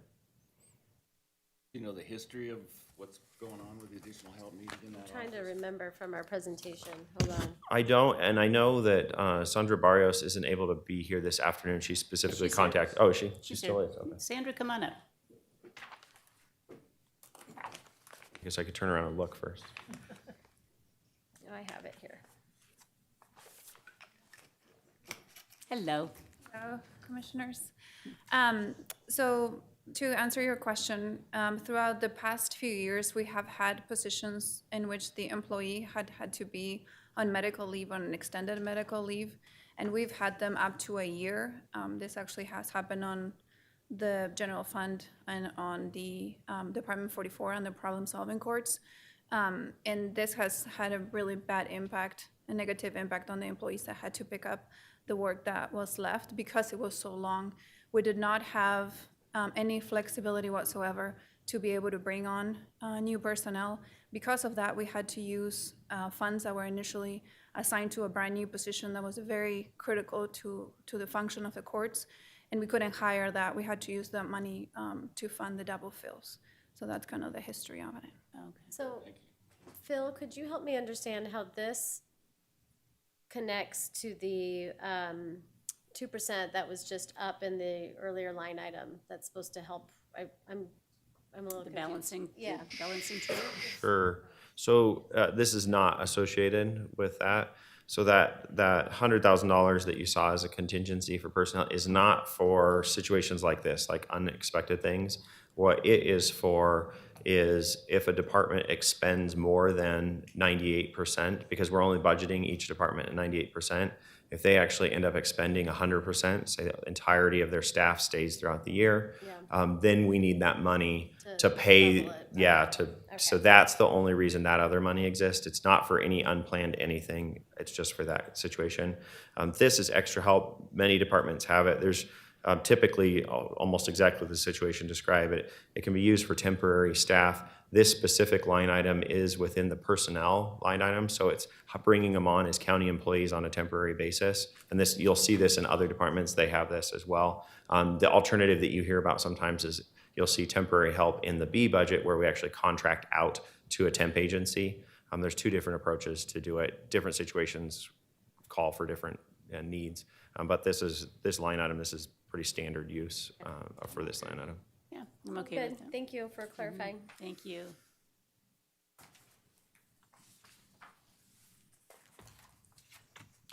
Okay, we already knocked out parks, getting right towards the very end of our supplementals.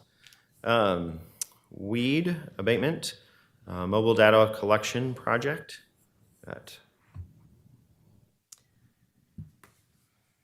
This is a very specific amount, trying to remember. Here, Yeah, this is 469. I think I left that one upstairs. Adam is here, Adam is if that will here. be Adam, helpful. do you want to give us a little reminder, refresher? That's coming out of fund balance, correct? Is it? I mean, it's one time. It's one time. We I had fund potentially balance. could, Yeah, but It's not planned to. I had notes that it was. The Okay. mosquito piece, right, is coming out of fund balance. I have this one circled that this one is coming out of fund balance. That was initially my intent, Okay. Madam Commissioner, Then I yes. didn't have that, so Okay. we'll make that note. Apologize, Captain. That's okay. Makes it better for everybody. Oh, okay, so it is coming out of It's fund coming out of balance? Fund balance. Madam Commissioner, yes. Okay, Okay, 2 thumbs up. okay. Thank you. It was easy. Thanks.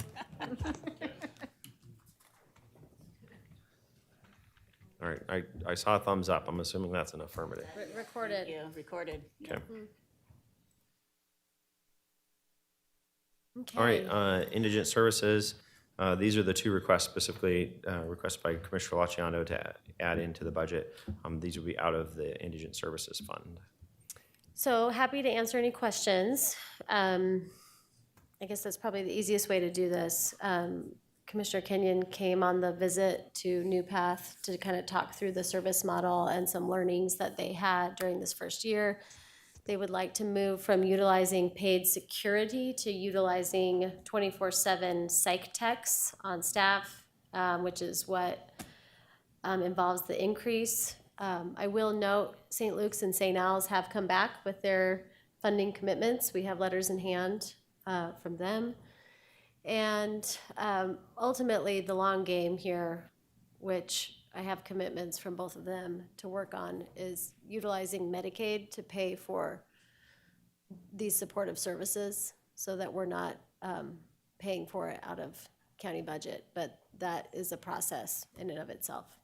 So what are you asking for here exactly? This is Approving the increase.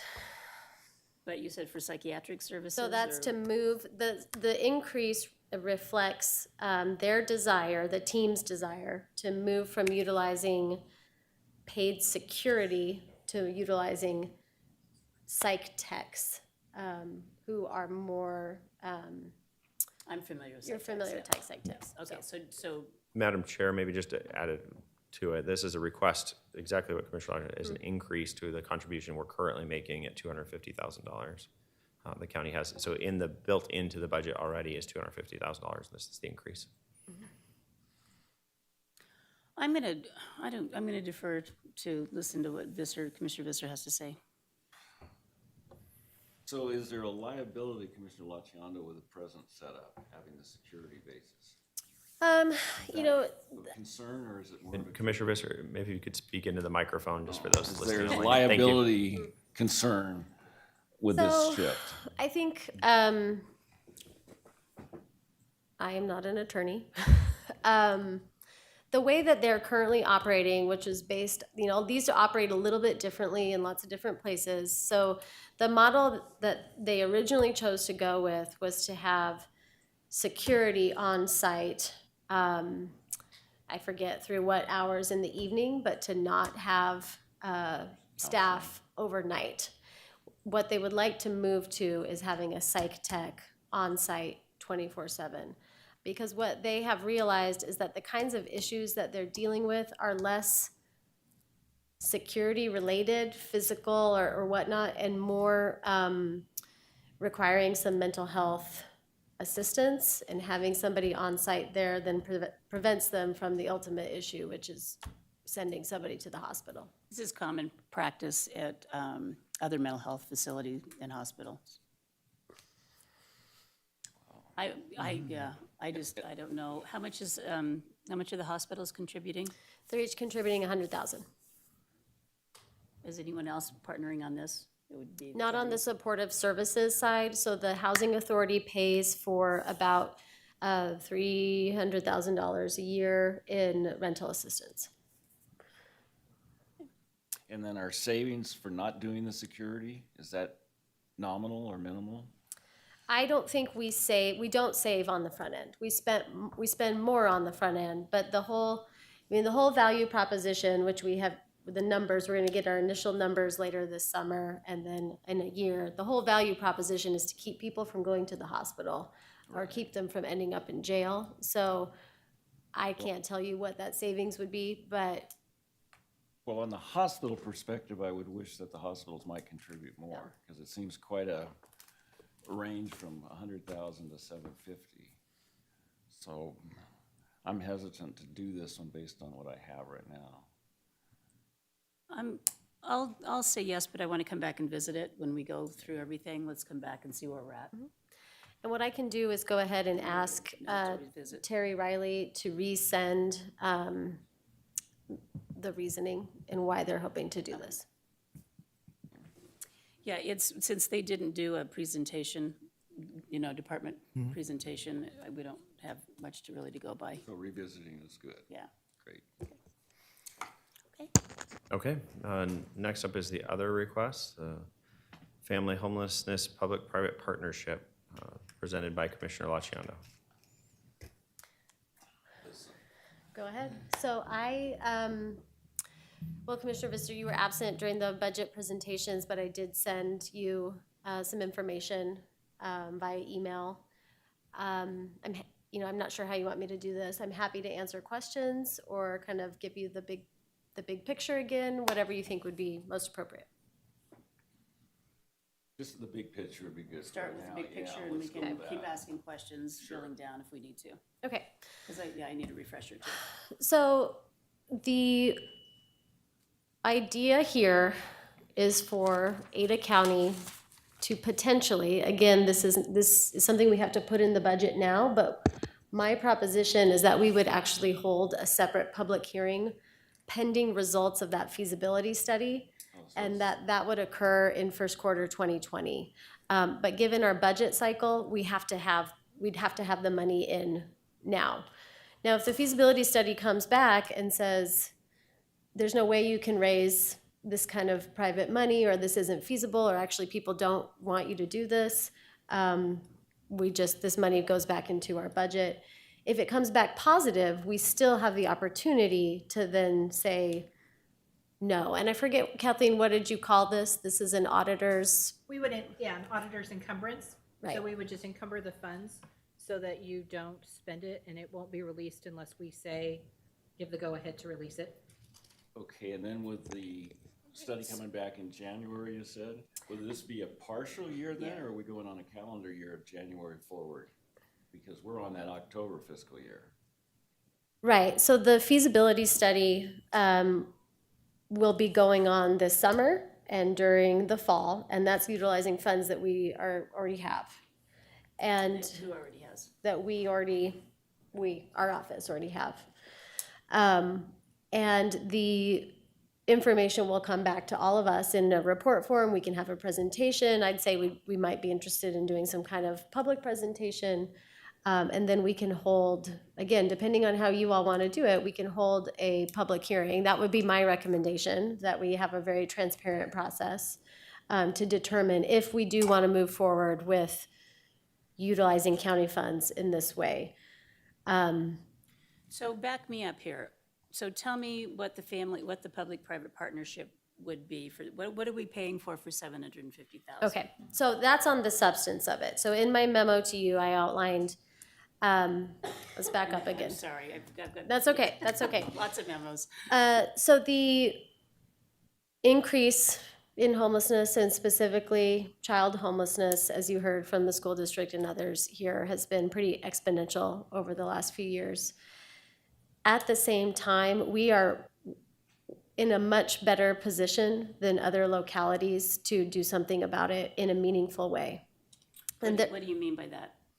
Than other localities and not, and that our numbers are not that bad yet, and than other communities? compared to other communities. And we have done a lot, and I say we kind of in a big picture, we have done a lot of education of the community and specifically philanthropic partners about what homelessness is, why it's an issue, why they should be a part of tackling it, culminating in funders joining arms and saying, we want to do something about this, but they don't really know what to do yet. Okay, so That's the who feasibility study, the purpose of that in part? Correct. So are those partners? Idaho Women's Charitable Foundation, Idaho Community Foundation, United Way, sort of, et cetera, who've been a part of the funders collaborative. The idea here is that if the feasibility study comes back positive, we would be a part of, not the only partner, creating a public-private partnership that would leverage public funds to secure private dollars. And I don't want to say a full number right now, but I think we could be looking at around $5 million in private funds that could be leveraged. So that's what you're thinking the feasibility study will show? Right. And the 750 would extend to 5 million? Or it would be a part of the 5 million. I don't know, I'm not that consultant, but That's the ballpark leverage figure that you have. This is what's odd with our process, is we have to commit money before we can do something to figure out whether we want to do it or not. Like, It is. Well, and to that point, I'm not advocating here at all. There's some money, it sounds like there's an upfront, the feasibility study. What I think Commissioner Laciando is intending is to have this money available in the next fiscal year to expend rather than waiting an entire year. The other alternative is you wait an entire year, but you're right. The tough thing for us is this time of year is when we make these type of decisions, and only this time of year. and I think the hard piece here, so I think some of you know I was a fundraiser in a former life. It's sort of a chicken and egg scenario, right? It's always hardest to be first in. It's always hardest to be the first contributor, but there's sort of a piling on that occurs when people see that this is a thing and then they want to be a part of it.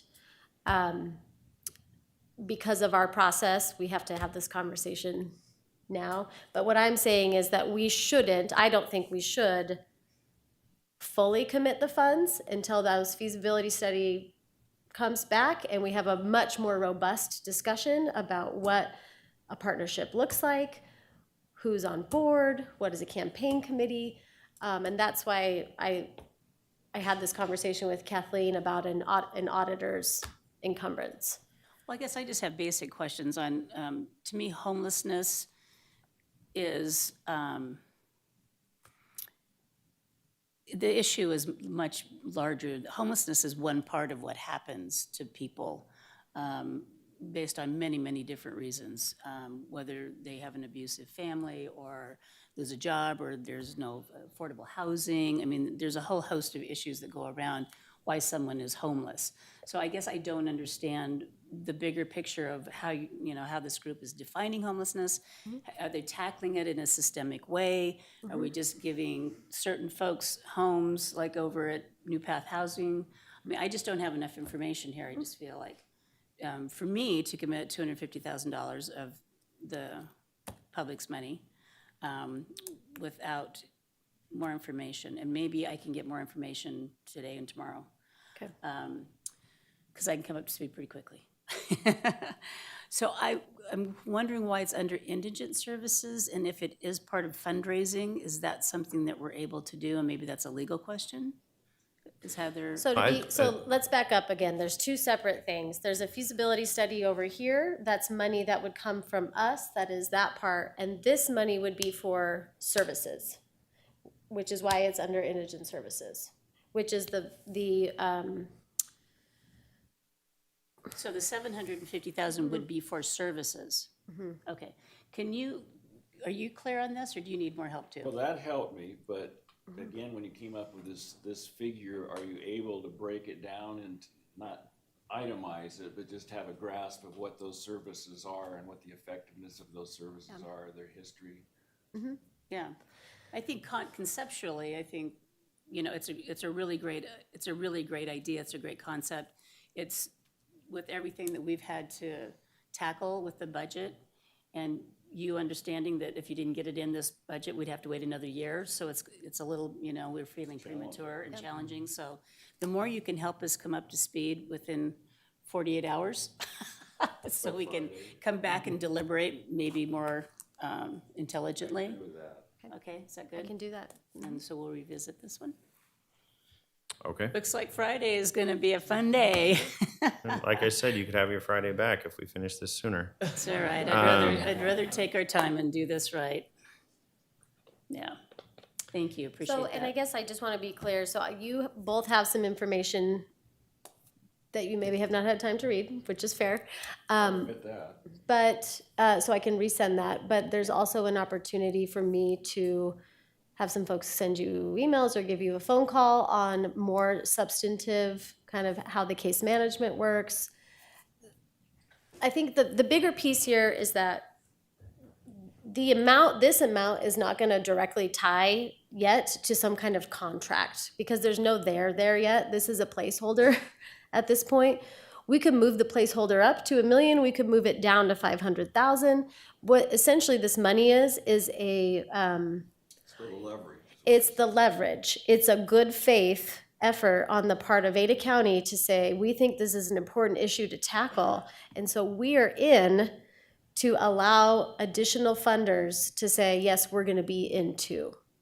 How did I agree you? with Commissioner Kenyon on that. The concept is great. I just like some more supporting information, and I apologize for not reading the email at that time. But, and then also some of the players, if they came forward and gave us some of their solutions. And this is it's like I said, this is a huge, it's a big concept, it's a big problem, it's complex.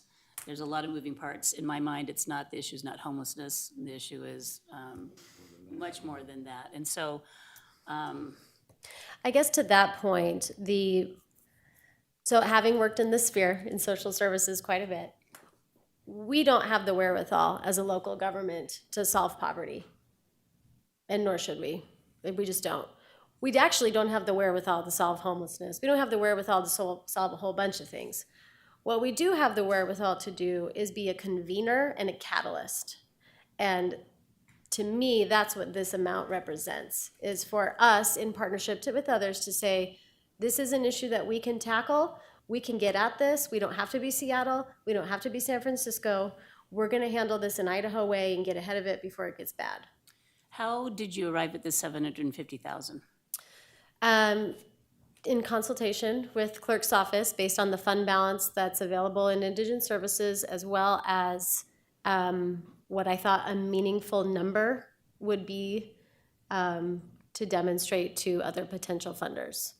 Now, again, it could go up, it could go down.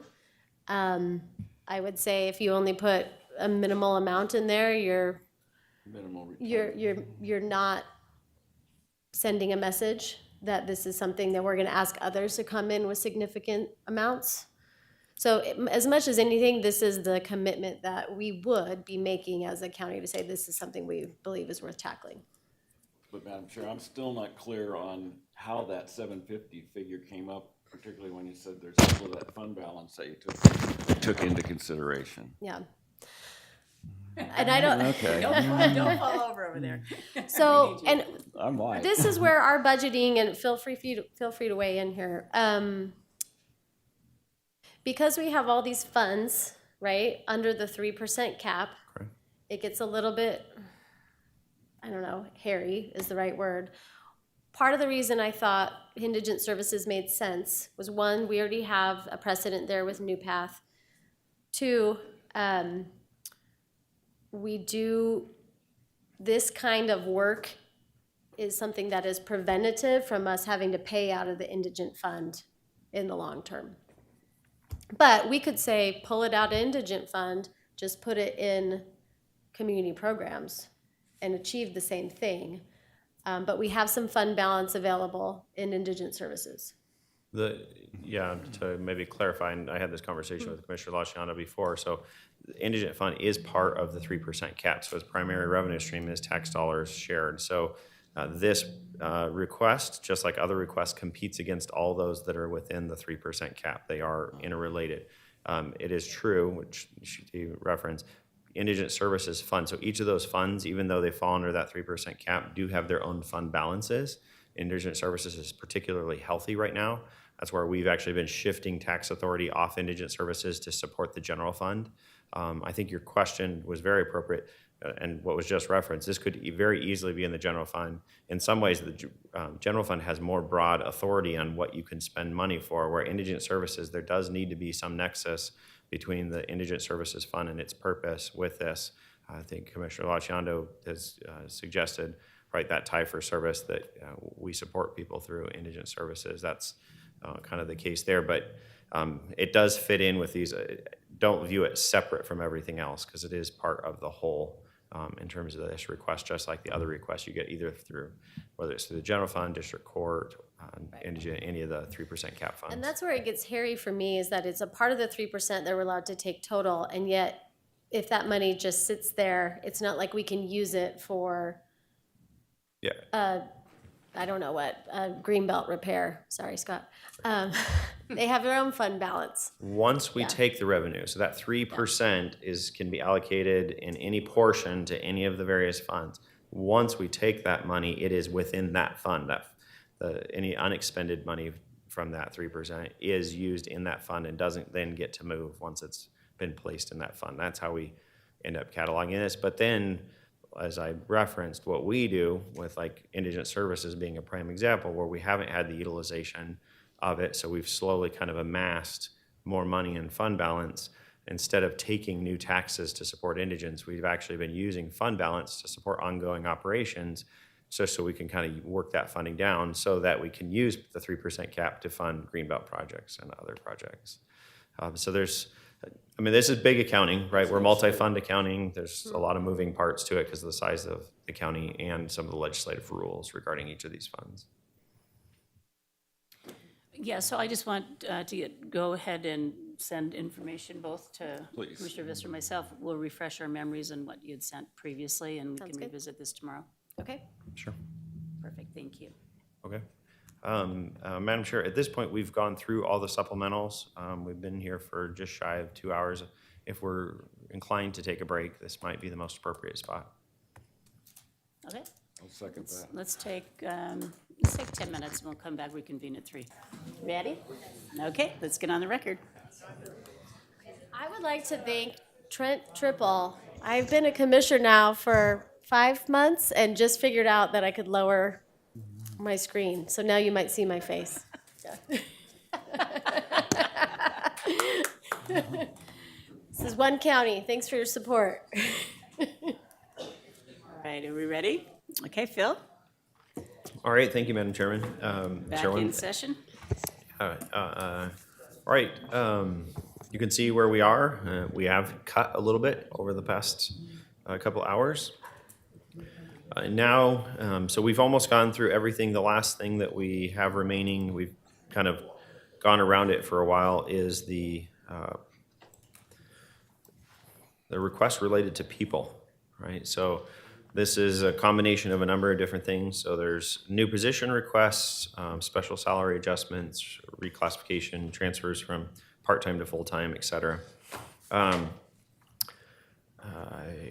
As I already mentioned a little bit earlier, in terms of the merit COLA impact on the special salary adjustments, we'll take that up on the back end when we're processing that. So we're not going to visit that on any of the individual numbers. We'll just say move forward with what you see here. That'll be the cleanest way to approach that piece.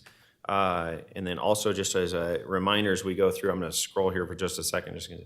Any of the requests that you see that are in gray, like these first ones from solid waste, these are changes in terms of positions, but they're within the budget appropriation they were given, right? So that initial appropriation, they fit within that. That means the department has followed exactly the recommendations we gave them on the front end and said, hey, here's your appropriation. Please use this as wisely as you can. So as a general rule, our office would recommend that you lean towards approving the ones that fall in the gray, right? That doesn't mean you can't take exception. We can change like that. It doesn't. You're not restricted by any means. It's just our recommendation that you do work with those. The ones in purple, as you may recall, kind of towards the end of the, as we're developing the budget, Human Resources had some recommendations. This is kind of the byproduct of some of the work that HR has been doing on the scales and tiers. And so they had some recommendations of positions that needed to see adjustments. All the purple ones are the ones that HR is recommending. So those are the ones that Cassie would be suggesting that you do fund, because it's coming largely from them, not necessarily the specific department, although I'm sure those departments approve. And then the other two colors you'll see are, so blue, these are transfers. So blue, we definitely recommend. There actually is no budgetary change. It's where it's being funded from. So perfect example that we'll see in blue is like Board of Community Guardians. You've transferred that under our authority, so we've moved Board of Community Guardians around, and the positions will appear here. And then finally, the last color is orange. Orange are the supplemental requests. These are the ones where they're requesting additional funding for either a new position, special salary adjustment, whatever.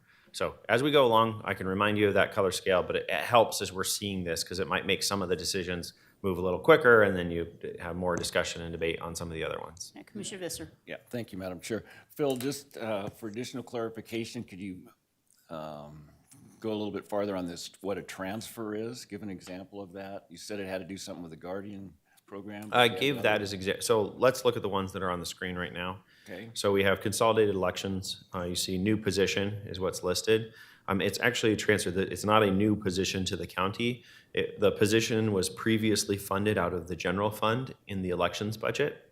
We've transferred both of those positions to the consolidated elections fund. So the existing people and existing positions, we're moving them. There's still an action that's happening here, which is why we need to approve it, because it's moving to a different funding source.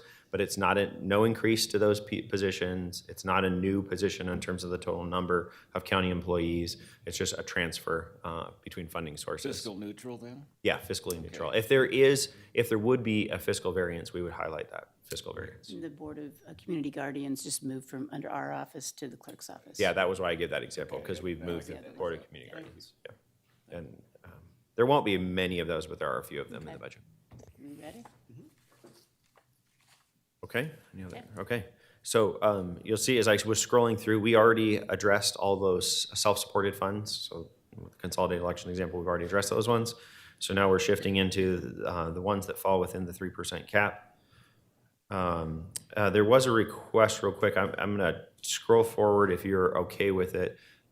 As I mentioned earlier, Sandra Barrios needs to leave soon, so that she requested maybe we could look at the trial court administrators just to, so she could answer any questions if there were any, if you're okay with that, Madam Chair. Mm-hmm, sure. Okay. At the bottom, Phil.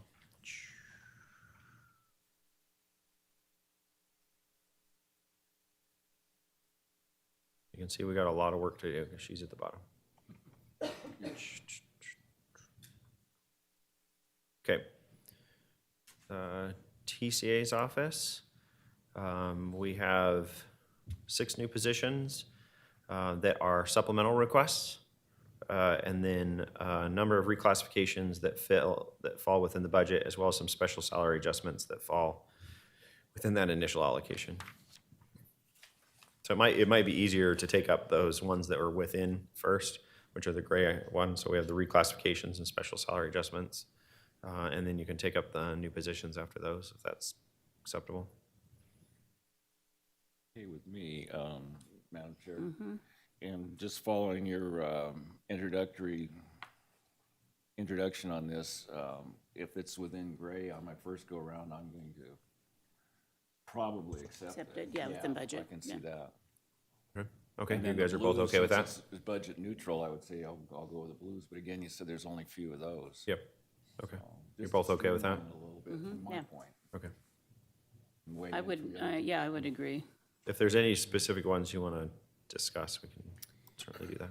I'm looking right now. We have some significant ones in here that HR is recommending change, and I believe that's from an equity perspective, so Okay. I'm fully You want to discuss in any of those? support. Oh, okay.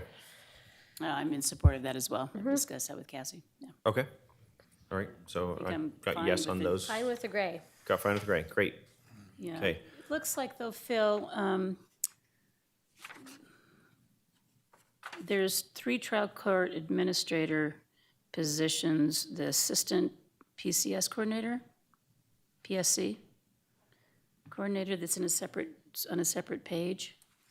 At least You're for looking at information. something different than I I am, know so I I want to am. make sure you know that. I am, so I just want to Okay. make sure that we're not missing something here. That might be drug court. Those are drug. I think that's drug court that we already handled at the very beginning. Okay, I'm assuming. Yes. okay. Yeah, it is. Me Yep, okay. Good to go then. We're good to go? Okay, Okay. great. Next is just the new positions. These are supplemental, so these are increase and a request for new positions. I believe try to get this right, one of the law clerks as well as the legal assistant are to support the new district judge that will be coming in.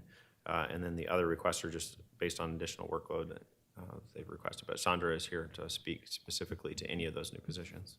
I want to be clear on how many of these positions are directly related to the 3 new judges. The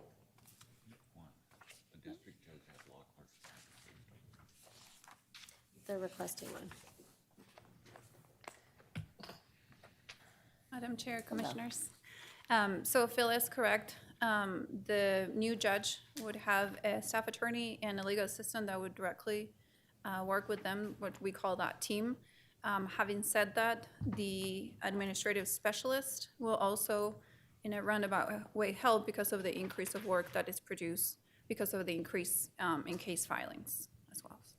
Okay, And you have 2 administrative assistants, even though there's just 1 judge coming on?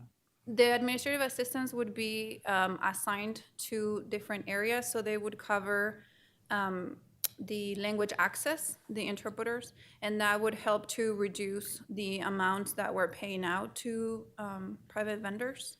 I don't know if you might remember, we use our entire allocation within the first 6 months Yes. this year. The second administrative, and that would be one of the many areas, they would also help with involuntary commitments, the assignment of those cases. They would also help the judges, like all the other administrative assistants do, the soon-to-be 38 judges that we have. And there's only 4 administrative specialists that support the 38 judges. That seems Thank you. justified. Another question, Madam Chair? sure. So we have 3 new judges, 1 a district judge and 2 magistrates? Yes, sir. Okay, so a district judge has a law clerk assigned to them. We have 2 other law clerks listed here at different pay scales, one with a total of 87 and another with 99. Why that difference? So the 87 and the 99, that includes the benefit as Right. well, just so you know. But one of the staff attorneys and law clerks would be assigned to the 4th floor magistrate judges. They handle all the domestic type of cases, so it would be your custody, your divorces. And that is because the number and the complexity of the cases that the magistrate judges are handling has increased substantially. Judge Walker came and spoke to the board and explained how she has a hearing, a trial that was just your run-of-the-mill trial, how it started on a divorce. It took 4 days to complete it. Because of the way the calendars are set up, it wasn't 4 days in a row. It was within a period of like 3 months to do it, and the decision was 33 pages. These judges don't have a court reporter to be able to access a written record, as you know, and so they have to go off their notes and audio, and it just takes a really big, substantial amount of time. A lot of the issues that they are having to decide will have a huge impact on population and the life of children. And so these kids have to wait for a long time to figure out whether they're gonna be with mom, with dad, how is it going to solve? And so that's why we really need the assistance for a law clerk for them. Why the different pay levels, though? Because the other attorney is actually what we call an administrative staff attorney. That individual would be assigned to help the administrative district judge. And it is because the administrative issues that the administrative district judge has to, and in this case, Judge Moody, has to address are pretty substantial. For instance, the Supreme Court earlier this week decided on a decision that had a big impact on the processes that the courts across the state have, and there has to be some legal research that has to be done through that. The staff attorney that Judge Moody has assigned to her has to do criminal cases, has to do civil cases research, and on top of it also has to do administrative work. And you probably would agree with me that the amount of cases that these judges are handling, the amount of work the staff attorney has to do is substantial. And now on top of it, they also have to wrestle with administrative matters. The other aspect of that particular position is that because it is administrative, the attorney has to be able to think in future and has to be able to understand all the court processes. They have to be able to see what impact whatever process or whatever decision they are suggesting to the ADJ and how that will impact everyone else. So the clerk's office, the sheriffs, everyone in the justice, in the criminal justice world. So that's why we need someone that is already established attorney that has been practicing for a few years, that understands how to do the research and how to draft administrative orders that will help the court in the long run. I don't know if that answers your question. So any other administrative law judges in the state in other counties have 2 law clerks? No, they do not, but they also do not have the amount of cases, the caseload that our judges have, or the number of administrative matters to address that our judges have. Our judges. Thank you. Sorry. Sure. Thank Any you. other questions? Thank you, Sam. Thank you. Appreciate it. All right, what say you regarding these new positions? What do you say? I'm in favor of 1 position for the new district judge and as a law clerk, and then the additional 3 positions at the bottom, the legal assistant 2, the admin specialist, and the second admin specialist. So can you tell us which 2, so you're denying the first 2? And approving? Whatever the breakdown is, approve 1 law clerk for a district judge, if that's number 1 on the list. That's, well, one's at 62, 3 of them. 280. There are two different salary ranges. Are you talking about the 62,288 or the 72,100? I'm assuming the 62,288 is the new district judge's new law clerk, correct? So that one keep, Okay. yeah. Commissioner Laciando? I had a chance to talk to a magistrate judge recently, and they indicated they're currently scheduling out to February because of the nature of how busy they are. Some of that wouldn't necessarily impact having this law clerk, but I am sensitive to how long it's taking for families to work through our process. So I'm inclined to support this down the road. Okay. I'll agree to that as well. To supporting all of them? Yes. Okay. We can always come back and revisit.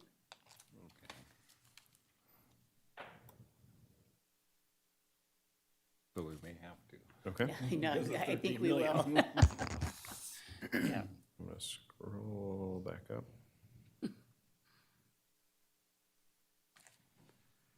Okay, so I think I've got them all on the screen. Next up is a portion of the clerk's office.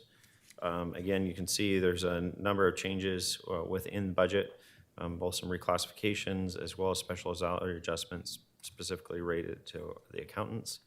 And then also you see this is the complementary piece to that consolidated elections. We're transferring people. That's where the blue ones come in.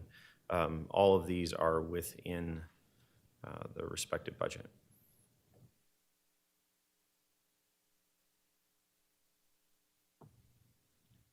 You're not gonna scroll down, that's it right here. Yeah, I and will then- double check. And but then, so I he's bel- just right to here, just this Yep. first part. Then we haven't gotten into the orange yet. Right. Yeah. Yep. So right up to market and communication, go back to the market. Yeah, no, I think they're all Yeah, there. we're ending at Yeah. market and communications There's specialists. communication specialist, and that's a transfer. That's an existing position. Yeah. It's just transferred funding source. And I had the same position, I'm in favor of the grays and the blues. Yep, same. Yep, okay. So, the one question I sort of had was that, this transfer was made, and I understand your need for it, but,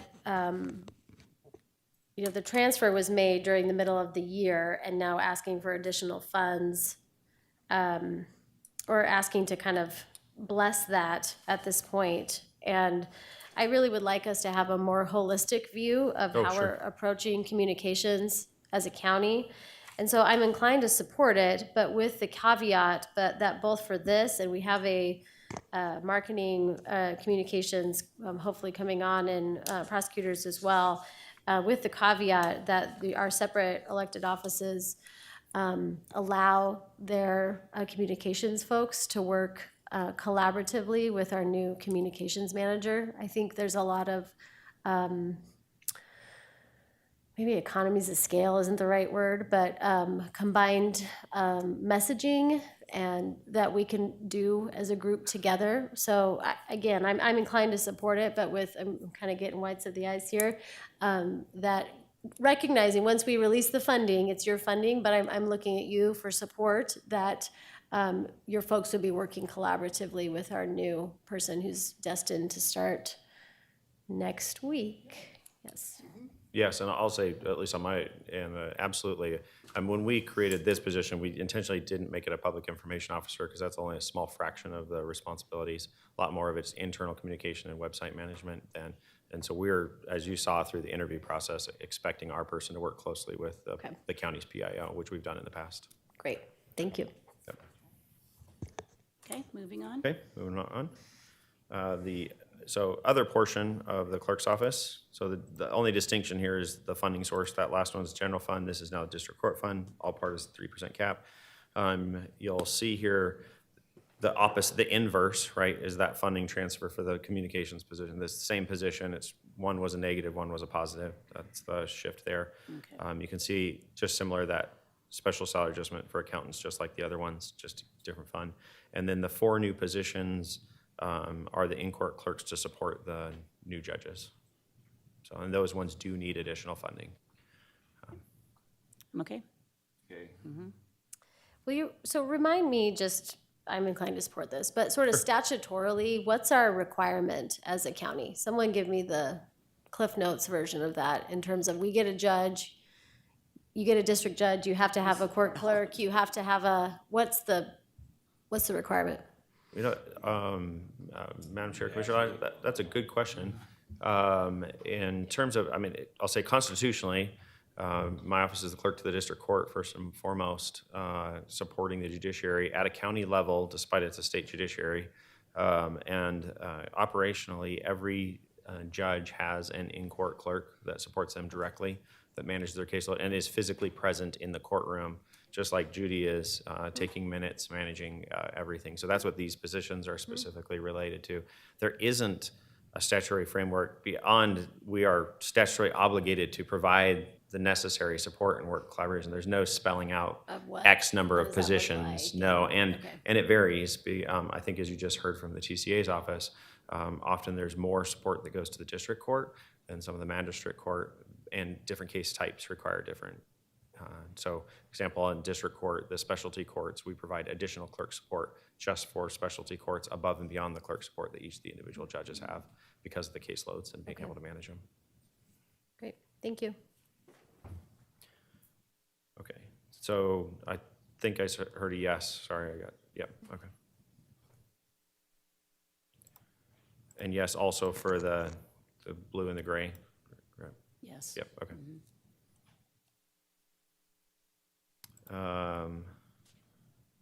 The next two are the Board of Community Guardian transfers. I'm assuming since you guys initiated it, you support that. Good assumption. Thank you. Yeah. And then these are also the file conversion. These are transfers related. These are the transfers from our office to the prosecutor's office doing that digitization work. So existing positions just moving. So we'll see the corresponding one in the prosecutor's office as well. Yep. Okay.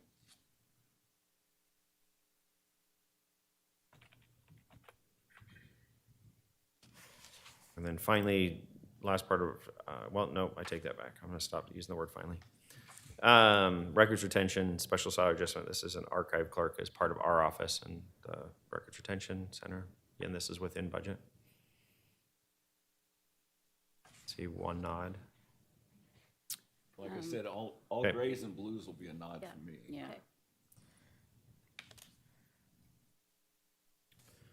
The next two similar grays, I'm going to make sure just for the record of going through these. Yes. Reclassification and a special salary adjustment in indigent services. When it says welfare services, it's referring to indigent services. Where are we seeing this? Oh, it's not in our, Service worker, which one? These, because these are within the budgets, you're not seeing them on the worksheets that you have because they're within that initial allocation. oh, okay. They should be on that sheet, I think, that you had from Cassie, but they're not going to show up in your other notes because they're with, the grays you probably will not see in your notes on the other ones because they were within the allocations. And that's true for all grays, not these in particular. No, we've got grays. Oh, yeah, again, I don't have that document, so. So welfare services is. Is another word for indigent services, yeah. Okay. That, the fund is charities, it's changed names over time, but it's the same thing. Okay, I just got a text that is on page 11. Oh, Okay. Thank you. there you go. Thank you to whomever that was. Oh, there we go. We're good with those two? Okay, good Yep, to go. okay. Your lifeline. That was All right. anticipatory. I didn't even have to ask for that, so. So, next up, so we, let's see. Next up is the sheriff's office. I'm gonna start with I'm gonna call it the easier ones first. So first, we have 6 reclassifications. These are within the sheriff's office. These are within budget, the gray ones, and then yeah, so we'll just do the gray ones Okay. first. We're good with those? Yes. Yep, okay. And then the 2 purple ones, these are ones that were recommended by HR. So additions to the sheriff's office. Oh, yes, Cassie? Oh, sorry. Thank you for the, yes, I know what it is now that you say it. Okay, I apologize. These could are you new. repeat? These are the ones that came in late in the process. These are and probably should be different colors, sorry about that. These were the ones, I guess we can take them up because they're here. They're new positions just like the other ones. They are supplemental, so these are in addition to. This would be the request of the safety committee here at this building, adding 2 sheriff's personnel on site on this campus.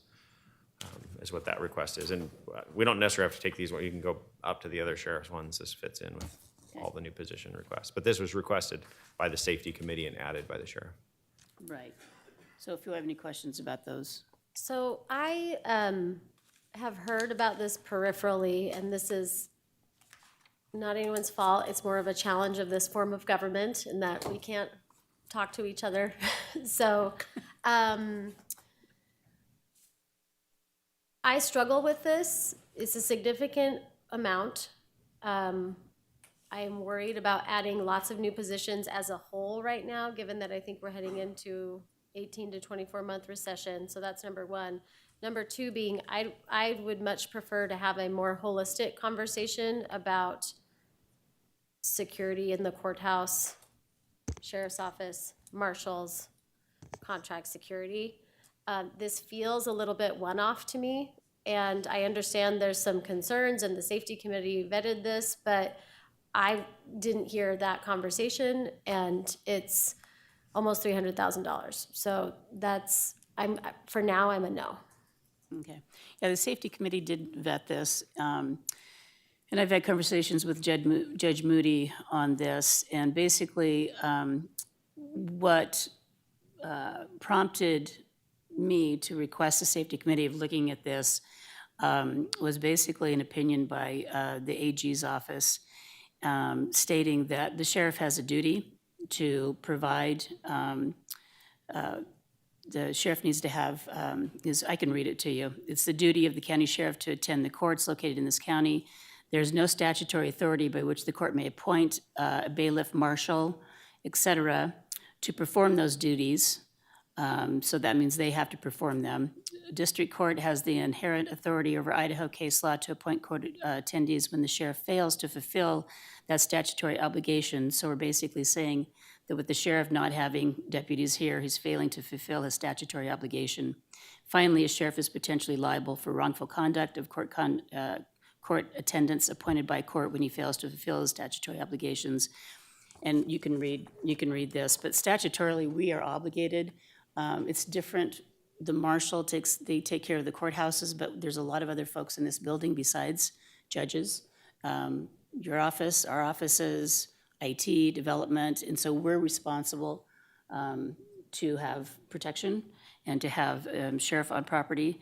And the conclusion, and this again is from the AG's office, that the conclusion is that the county commissioners and the county itself ultimately bears the liability if there is not proper or adequate supervision.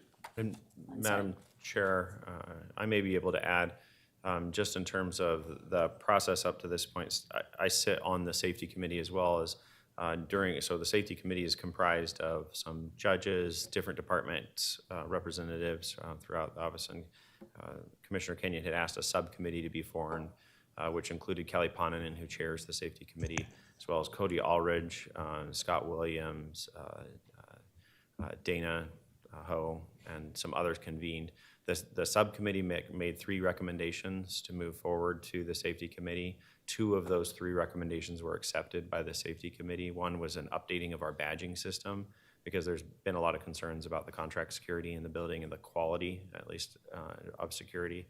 And then the other one was the addition of the sheriff's deputies specific to, because the marshals are providing protection for the courts, but not any other additional services. And I think Cody Allridge actually pointed out the number of calls for service in this vicinity are significant enough that it may be warranted at this point.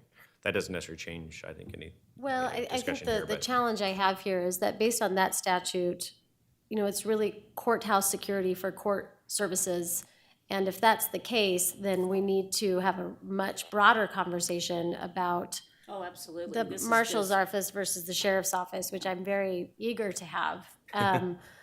But how it's been presented to me is that somehow the sheriff's deputies are also going to then be providing security for other things. And we live in a world where anything can happen. You can walk in. We have much more security here. You can walk into the State House or City Hall with, full carry. And there's no reasonable expectation that we have armored guards around us. So I struggle with this kind of expenditure. It's also because we're within an incorporated city. It's not our sheriff's deputies' responsibility to go respond if something happens at Winco or happens at the apartment complex or what have you. That's not their job. So it's a significant expenditure for a fairly very narrow responsibility, in my opinion. I agree with that, taking a look at this and seeing that the starting salary for a patrol deputy is $114,000 and the total for these 2 loaded is close to $300,000. That's a significant expenditure and I cannot support it. Okay. I just want to reiterate that it's a statutory obligation that the sheriff has, and ultimately the responsibility and the risk goes right back to the county commissioners. So I was trying to mitigate risk and hoping that we could do that now, and then we could work out whether we need to, next year moving forward, rewrite the language, rewrite provisions, something to change the way we want it to be. But in the interim, I'm not comfortable with putting the county, putting us at risk by not doing this. So I'm just putting that on the So record. I guess I want to have and maybe this is a conversation for legal, because the courthouse has operated in this manner for decades. This would be new, yeah. Decades. So if that's the case, then we've been at risk for decades. Well, it changed. I don't know the history exactly, but it changed, I don't know, 10 years ago, 12 years ago, something like that. And it's been talked about, but it's never been revisited. So, and nothing's ever been written or changed. So I'm just saying legally, the way we stand right now, we're liable. Okay. Okay. This, if you have them, this is a good point to refer to your sheriff's notes, because we have a lot of new positions related to the sheriff's office to go through. I don't mean a lot, and so we're gonna go through them, so if you have any notes, this would be the time to refer to your notes. The first new position request is a deputy, so we have I'll make sure I get them all here. So there's more than I can fit on the single screen, so we can kind of go through one by one. Or we can even go by job titles if that's helpful. So we have a deputy, we have 3 deputies. We on have the 3 current screen. deputies. I'm trying to recall recent jail inspection that we undertook highlighted for me the need for a deputy in CCU, and I would be inclined to support that need, but I'm unclear as to which. If you'd like, the sheriff is here, item. so we can have the sheriff come up and It's kind of help. 89 and 90, Bill. Okay. Come on up. What, I think? Our CCU Okay. deputies, Oh, okay. 989, 999, 990. See what you're talking about. So it's these 2 here that are the CCU-related deputies. Yep. First one is major crimes. Sheriff is right here saying the first one is major crimes, and 3rd and 4th are CCU. Please. Okay. So so that's a 989, 990. Okay. I don't know if that's a helpful starting place, but for me, that's where my mind immediately went, having visited the CCU recently and seeing the flow and the need there. I think that'll improve operational efficiency and be able to give you what you need. So I'm inclined to support that. Was that the one, the hallway? The hallway. Yeah, the hallway, yes. I agree. The hallway was troublesome. Good afternoon, Chairman, Commissioners. Just a point of clarification, I want to just bring back to the previous conversation where we were talking about our courthouse security. That was a conversation that was approached with the Sheriff's Office, but to Commissioner Visser's point where he made a statement about our starting salary being $114,000, that's inaccurate information. Our starting salary is $83,000.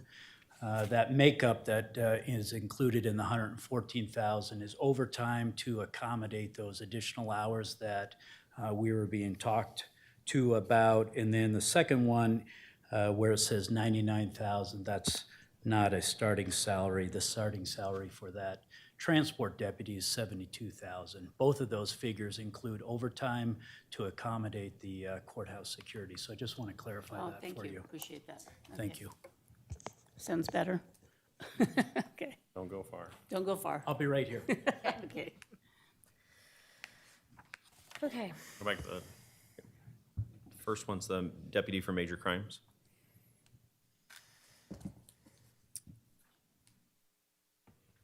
I'm just gonna go out here and say I'm struggling with this one because I'm looking at our population, and our population in unincorporated Ada has not increased. It's holding steady at about 18,500.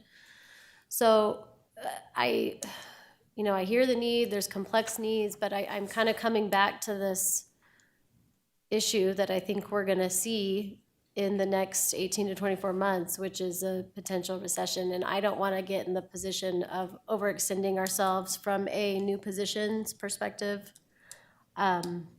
So I am not feeling as confident on this one.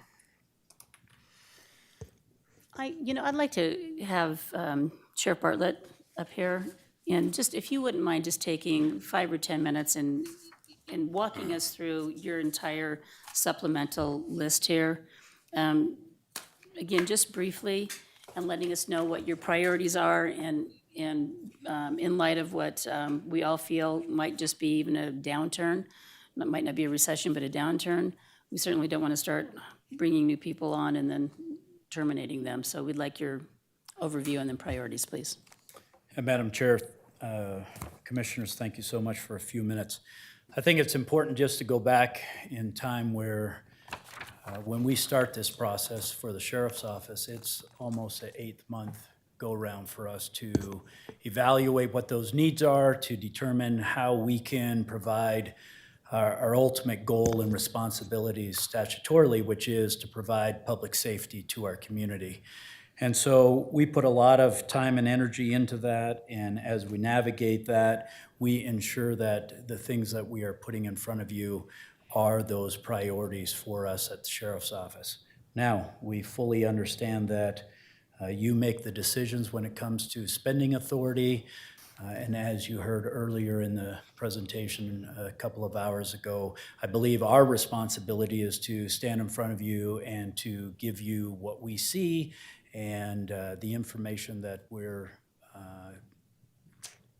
experiencing in the field here in Ada County, and I think that's what we've done for you throughout our process. And so again, I'll go off of this list. It's a little bit different than mine. And so I'll just go down through what these positions are. The first one that we just talked about is our major crimes detective.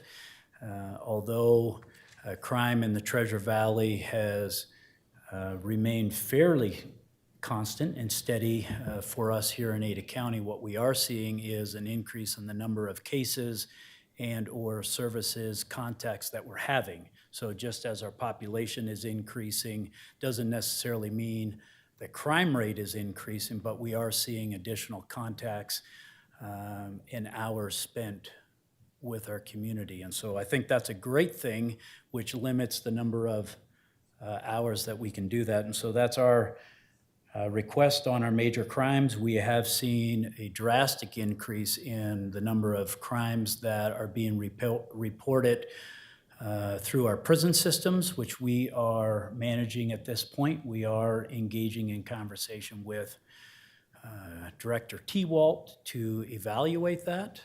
But at this point, just not here in Ada County in 2018, 2019, we're seeing just over 2 to 2.5 FTEs just to provide services to the crimes and call volume coming out of our prison system. And so that is increasing, although you don't see those on the stats sheet.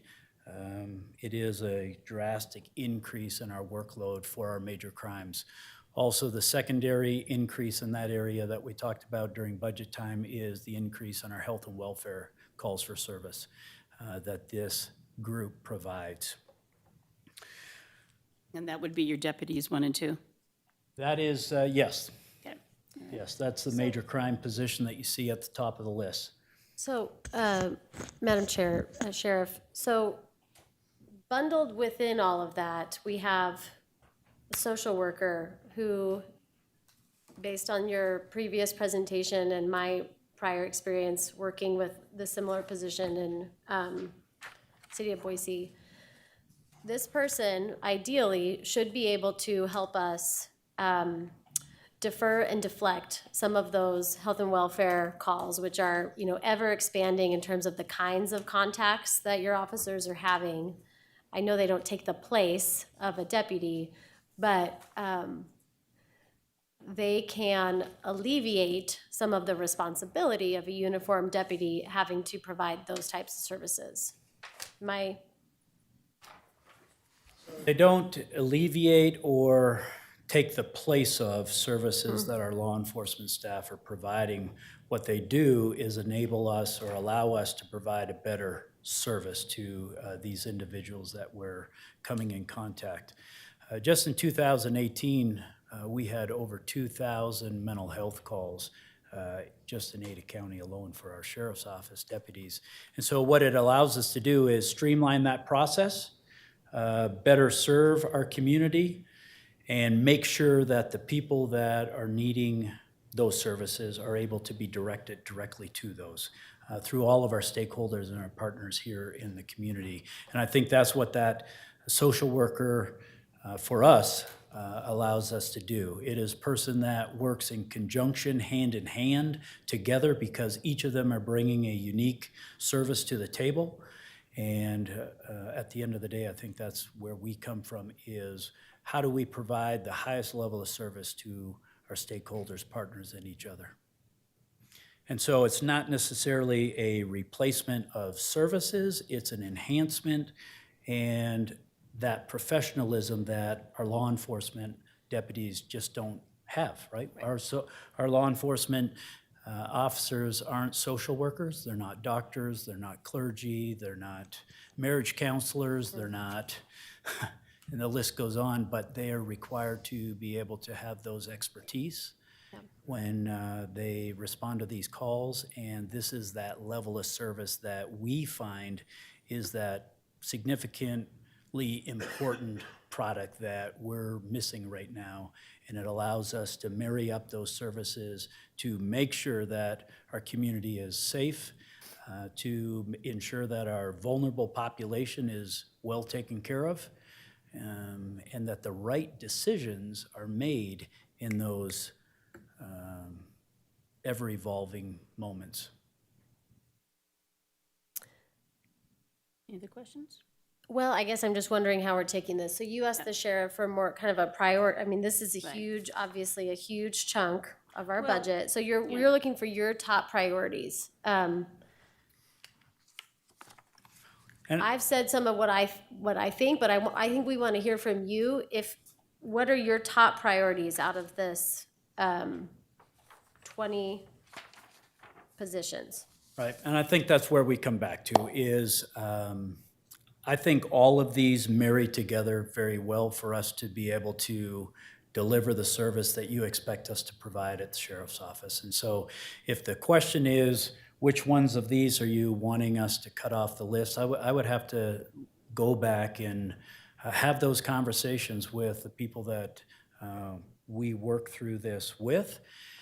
And I think it's a conversation that we work through together with the commissioners, because at the end of the day, I think my answer to that would be, we went from 60, 70 positions that were presented during our process, and we whittled those down to 20 positions to present to you to say, if you want us to provide the same and or better service to our community, I think that's where we land at this point with these 20 positions. And again, I think that's my job. I think that's what you expect of me. I think that's what our citizens expect of me as well, to provide that list to you.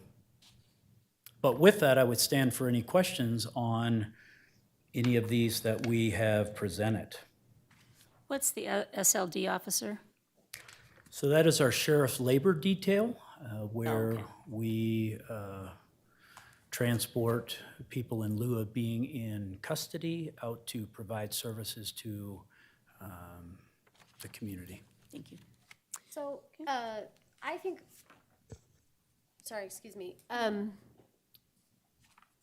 My bigger questions within this, and if I have sort of heartache, I already had talked about the courthouse. I had questions about major crimes, just given the population not increasing crime. I hear what you're saying, but that's just looking at all those numbers. I'm trying to weigh that. The other issue, and I'm trying to find it within my notes here. a significant number of these positions were under law enforcement records check, and this is the real one. The real conversation for me that we need to have is our level of service in terms of driver's license. And what's an acceptable wait time for, for the public? And how do those positions factor in? And then how does it weigh out with everything else in the budget? Is it, we've got a lot of needs here. So is it okay for somebody to wait 20 minutes because we also want to be able to provide a social worker? I mean, these are the conversations we need to have. Right.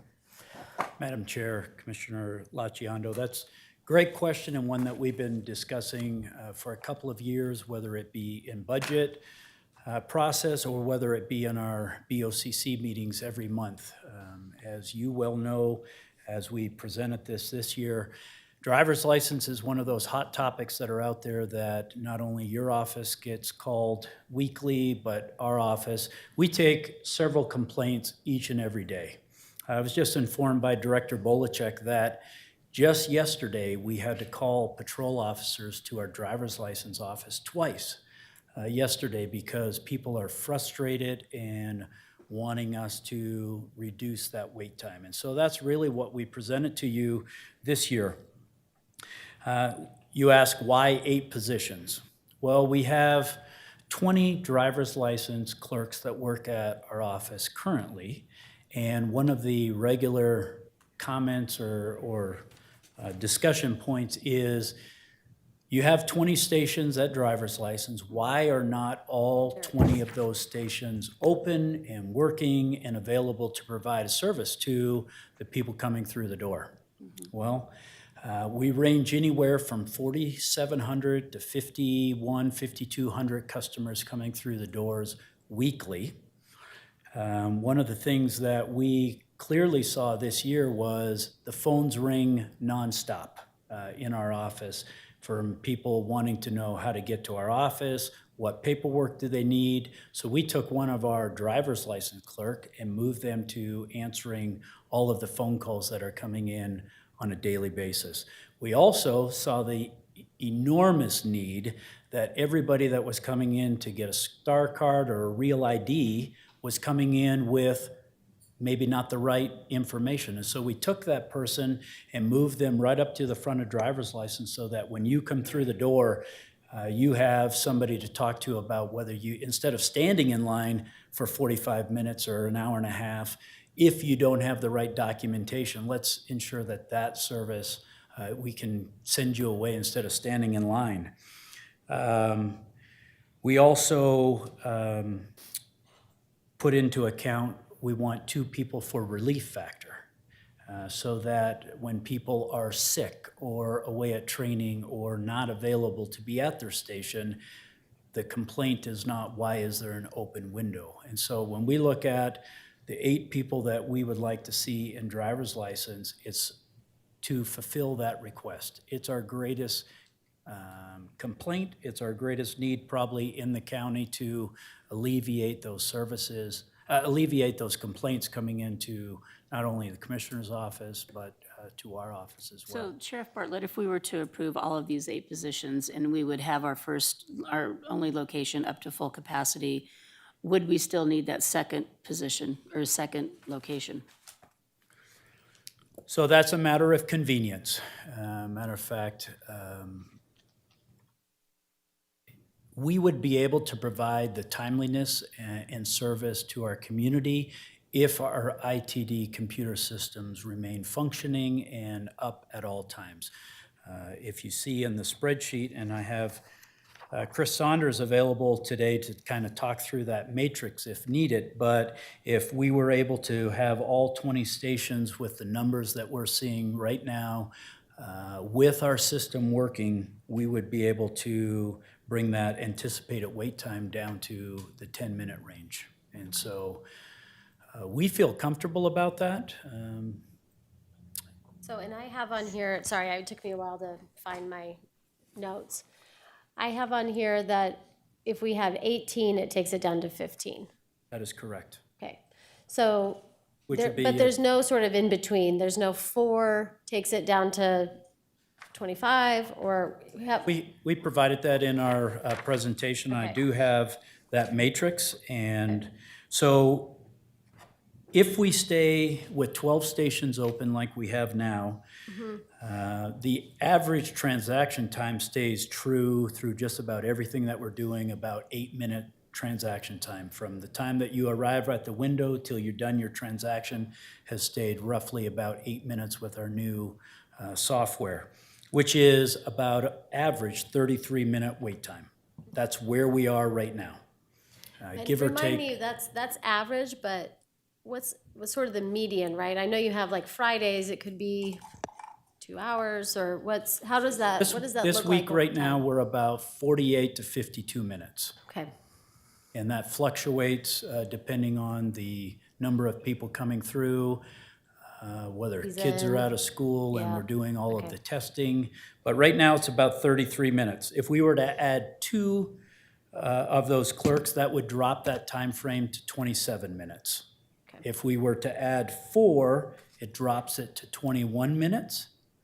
If we add it 6, 15 minutes, and then 8, we anticipate 10 minutes.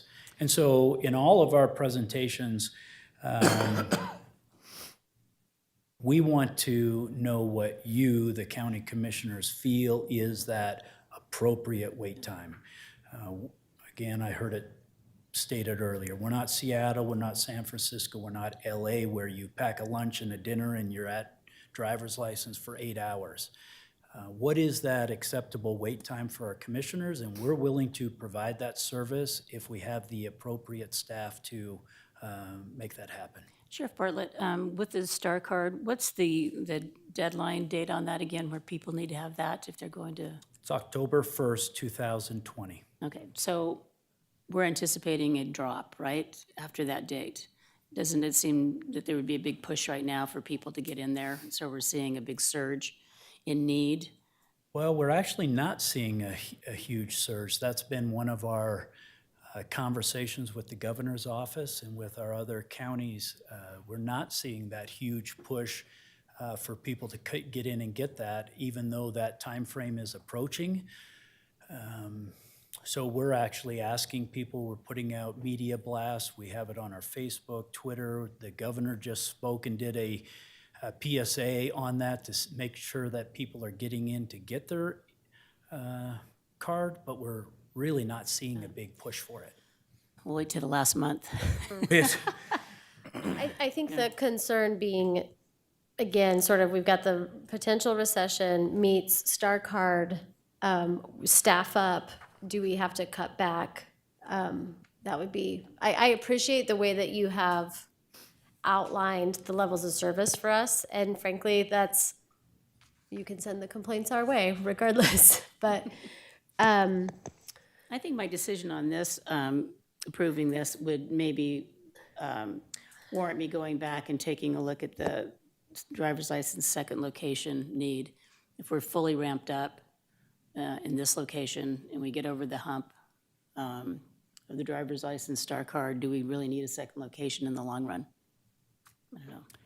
Yeah, I think that's, again, back to the level of service. I think if I were to quantify the number one complaint, I know Commissioner Visser has taken a ton. People talk about this being a topic for elections and the future of Ada County, and I just want to make sure that we do have a lot of people, obviously, that come in from Star and Eagle and Meridian and everywhere else in our current Benjamin location on any given day. As our elections folks know and our clerks know, that parking lot is a very busy place. We have taken a number of steps, and I know we've talked about those over the year, but we've implemented our appointment process where we take up to 84 online appointments each day. We've extended our work hours to accommodate people before and after work with our staff. You've been so kind to add a few additional driver's license clerks over the last couple of years. But again, I would come back to that same statement of If it's 2 locations, we're ready to do that and available to accommodate the commissioners in making that happen. But we see that the addition of staff at least would alleviate a number of these issues. Thank you, appreciate that. Madam Chair, so while being very respectful of our separate elected officers' responsibility and roles, I would come back to a conversation that I know that we've had with you, I've had with the assessor. I know there are hoops to jump through in terms of co-location, and I know there are challenges. I struggle with having, and I think the public struggles with having separate DMV driver's license. I think it's very confusing. I would be inclined to support some level of position increase to help alleviate wait times, with an expectation that come next budget cycle, I would love to see some maybe probably before budget cycle, this would be iterative during the year, some possibilities that would be worked on between the assessor's office and the sheriff's office.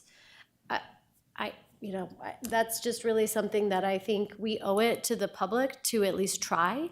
I don't know that it's going to get exactly where I would hope, but I feel strongly that we owe it to ourselves and to the public to at least try to look at how we can co-locate. So that's where I'm at.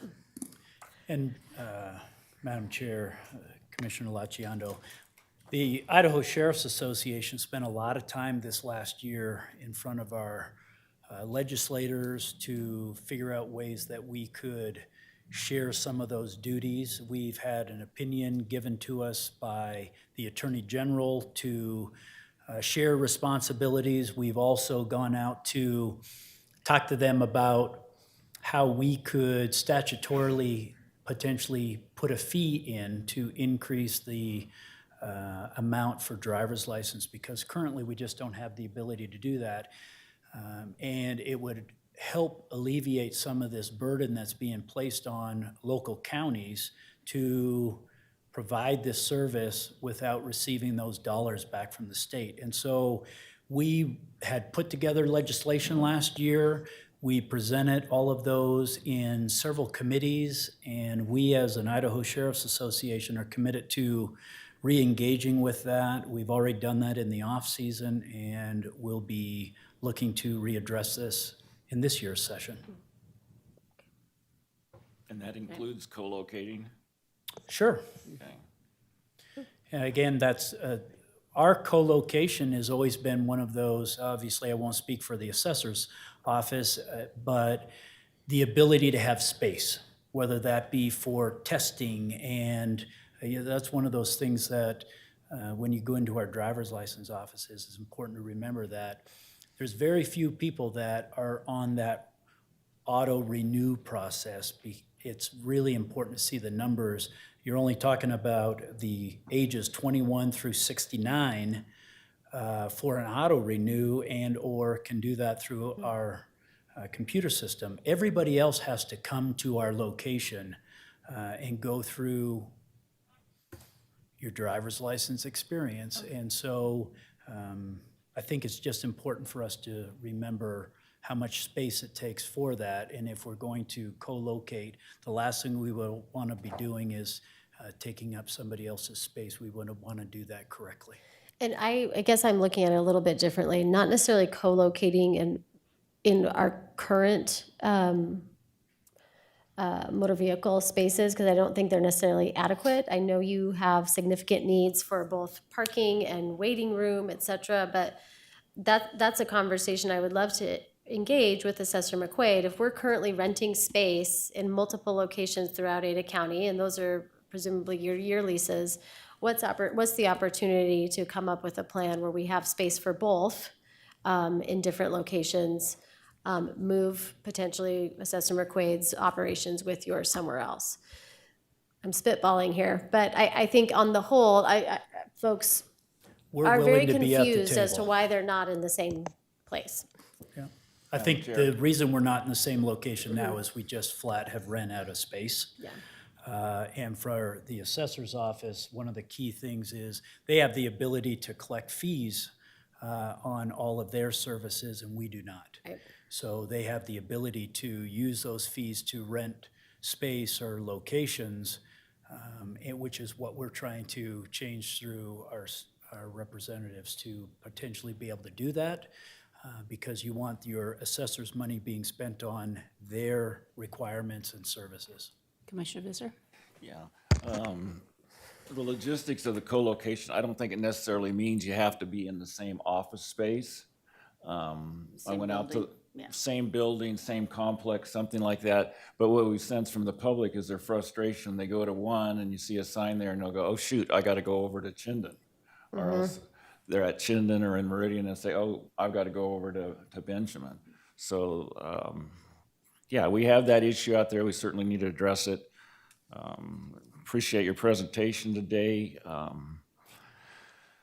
Ready to yay or nay on the supplementals? Well, at the full number, well, do we want to go line by line, or how do you would like to do this?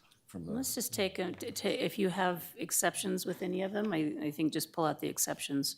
Well, now we don't have our, oh, it's up there is where the problem is. I apologize. I think it might be easier just to pull out if you have any exceptions, to pull those out. Well, starting at the top, Madam Chair, I believe there's a significant dichotomy between the county population that's in unincorporated Ada County that is level, and the growing population of the entire county that includes multiple city jurisdictions. Therefore, the demand for the driver's license, I can see that as significant. I'm not persuaded that the first request for a Deputy 1-2, I would be opposed to that one. Is that the first one, major crimes? The very first one, the major crimes one, yeah. Okay, Commissioner Laciando? That's where I'm at as well. Okay, so it looks like 2 votes, that one's stricken, okay. Social worker, we're all okay with? I am, yes. I am, yes, okay. And then the next 2 deputies? I support those. Those are the CCU. For the, CCU, right, yes. CCU. Supported those, okay, and then we have the control, we supported those, law enforcement, okay, so the rest are all related to, Securities control specialist, remind me, that is jail and gates, Cameras, gates, movement, okay. I've got the shorthand. yep. I'm okay with the remaining. Does anyone have any objections to any of the remaining? But looking at the numbers going from 2468, Okay. the metrics to me seems that I think 4 would be adequate. That's going to reduce the time by at least 1/3. It appears here, going from 33 to 21 minutes. That's 12, and that's a step in the right direction. I would think even if we went with more and had the personnel there, we still have the logistic challenge of that parking lot. And if the word got out and saying, oh yeah, we got more people in there, and we get more people showing up in the first hour, it's gonna be a challenge. And we can't clear that hurdle with this, so So you're I'm thinking, in favor of 4 at this time. 4? How many are you in favor of? I think that sounds reasonable, and, you know, again, Sheriff, I just want to, I really appreciate that you gave us these choices, and I want to note that I'm willing to own that, and, you know, recognize that you guys have to bear the brunt of the concerns and that people have. So I would support the 4. I think that takes us to a better timing. It's not exactly where you want to be, but it'll help. We have 9 in here instead of 8, it looks like. 102 is for a civil. Okay, that's different. Okay, so 102, the very first one, that's separate. So are we okay with that one? I'm okay with that. We're okay with that one, and then we're okay with There's 4. 2 more law enforcement techs. 1009 is a WRC. Center. Yep. Okay. And then 1010 is PIR, public information request. Correct. So I'm okay with the Work Release Center one. What's the PIR? I'm trying to remember Helping that. fulfill public information requests. Oh, to fulfill, okay, Yep, just responding to. right, okay. And that doesn't go through your attorney currently, or how are you handling those?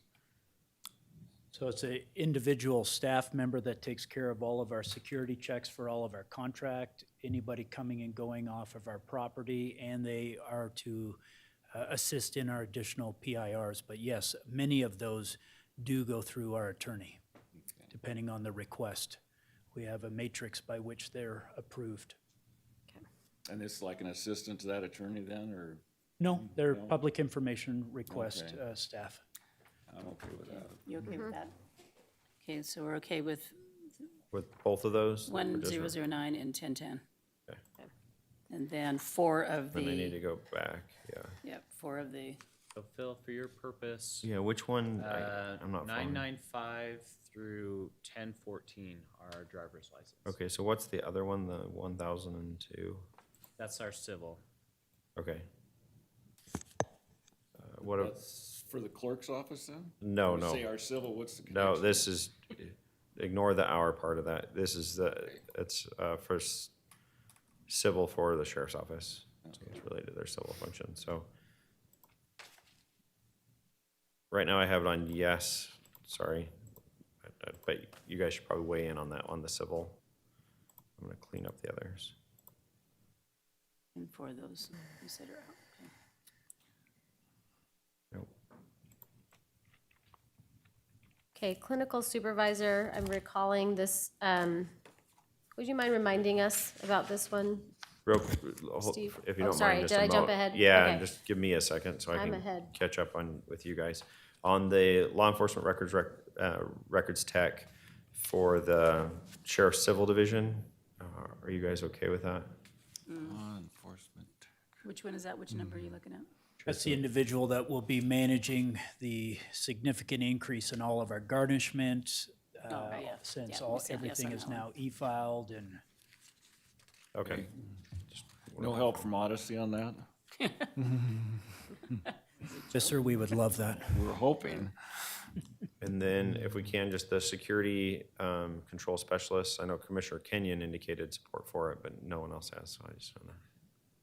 Oh, that's, This is the security, Jail cameras, Camera jail, monitors. gates, jail. Cameras. can you remind me, Sheriff, do we need, well, I know you're gonna say we need both, but, do they have to come as a pair, or they be split? Can we do one in 1 year, one in the other?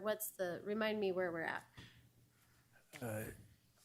Madam Chair, Commissioner Laciando, you can do whichever you would like. However, one of the things that we're a 24-hour operation, and so when we add one, you're still vacating the other 12 hours of that day. And so by adding 2, we're able to cover 24-hour shift coverage. That's why we have 2. This will help with the attempted break-ins. Yeah. Okay, comments on that one? And that's out at the public safety building? It is. It's our central control hub that manages all movement in and out and around our facility. Yeah. So you say 2 positions, 12-hour shifts, that's 3 days a week? So How we does that currently, divide? we're adding just those 2 positions to supplement where we're at instead of coming back and asking. Our staff felt that we needed 4 to 6 of these positions to adequately get us through those numbers, but we, again, like we talked about, we negotiate it within our own agency to ensure that the bare minimum that we would need to request came to you. Okay. I'm comfortable with this. I have my notes on it now.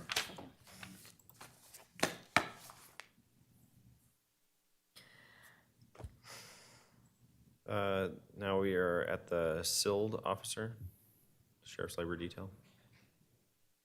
The labor detail. How many do you have now? We have 2 now. You have 2 now, and why do you need a third one? So this is the request that we have so many stakeholders and partners in our community that are looking for that resource to provide that service. And we get requests on a regular basis from our commission staff, from our stakeholders and partners in the community to beautify our community. This is the area that also takes care of our all of our roadways as far as the cleanliness. They provide that service to the Western Idaho Fair at no cost. And just for the mere fact that we have so many people that are looking to get into this program instead of taking up bed space in our jail, that, and I just corrected, we do currently have 3. This would be our 4th. Okay. It would allow us to increase the number of shifts that we provide on the weekend so that we're not taking up, again, jail bed To space. help with our rated capacity, Yeah, so, good yes. service, okay? What do you Yes, think? I'm okay with Yeah, that. good, okay. It also gives our judges and prosecutors, public defenders, the ability to enhance that service as well. Now we're back to where you wanted to be. okay, sorry, I was, Nope, you're good. Supervisor. Did you have Yeah. questions, Commissioner Lechina? I'm just trying to recall, because this was an excellent presentation, I'm trying to remember that, I see she's in the audience here.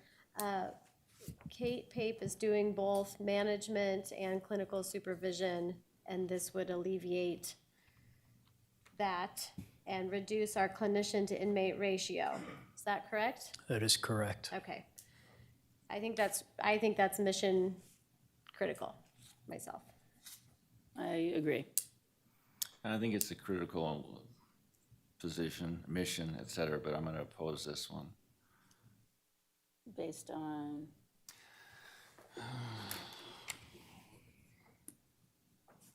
On the staff that's in there already, I know we made a significant increase last year, and that's what I would base it on. from the increase last year. Yeah. Okay, ready to move on? Yep. Quartermaster?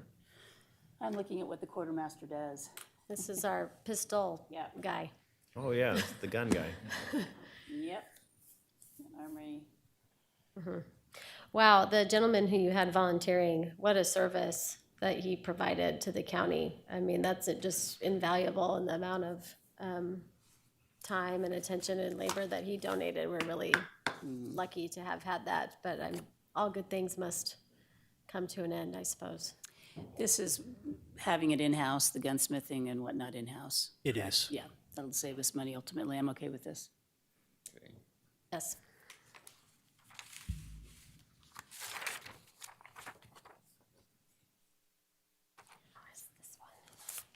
Clerk, Sure, if you mind, what's rec and cell?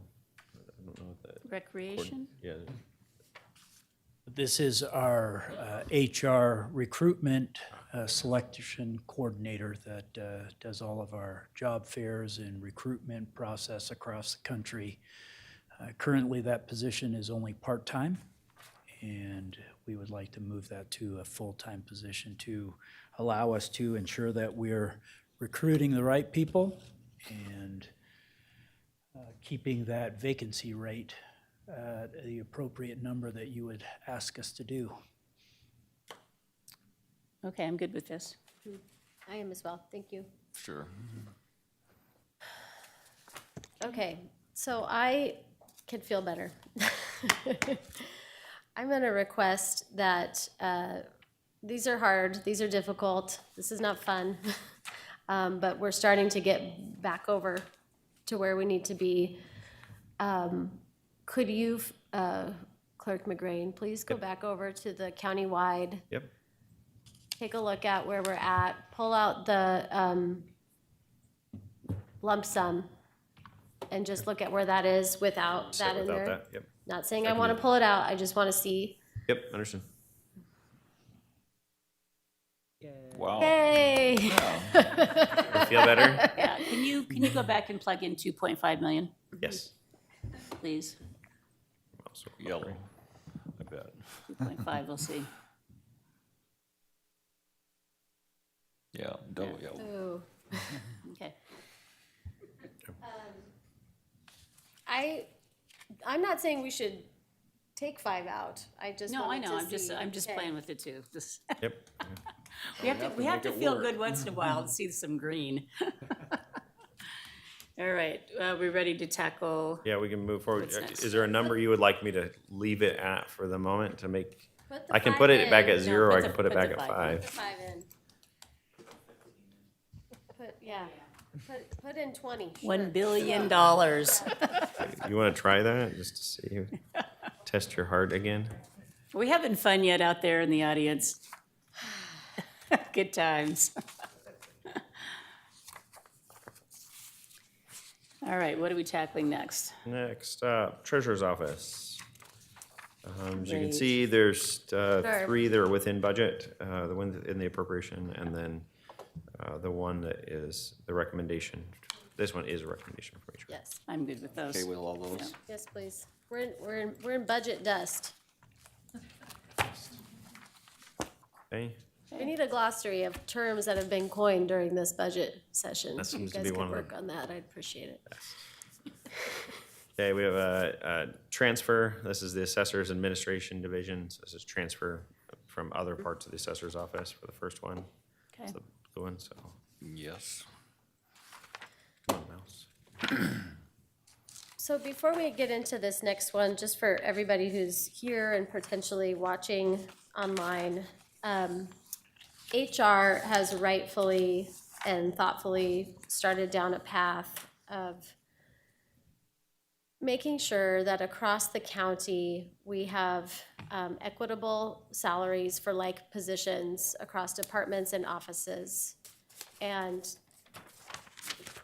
this board has not felt ready, if I may speak for us, to fully implement that. I think we have a lot of work to do, just from relationship building and trust and kind of the thought process as a group in terms of how we fully implement that. But there are some pieces within the recommendations that we felt we needed to do purely from an equity perspective to bring us up to scale. And many of those happen to fall in Assessor McQuaid's office. So we love you, Assessor McQuaid, but it's not just because we love you. This is really an equity perspective. So if everybody's seeing these, this is really something that, under the recommendation of HR, we felt was critically important. Yep. And so Assessor McQuaid is here. If you have any comments before we proceed with this, you're welcome. Madam Chairman, I don't have any comments at this time, but I will just listen to your discussion and Okay. All right, thank you. chime in when I feel it's necessary. Okay, great. Okay, Okay, so this first one is so that position that was transferred, there's an increase related to that position. That's where that $4,700. It's just an increase, same position, just an increase above what was transferred. Same position as the blue above it. Yes, exactly. Same Yes. position as blue, just new money Okay. supporting that Yes. that position. Yes. So, okay, we're okay with that. oh man.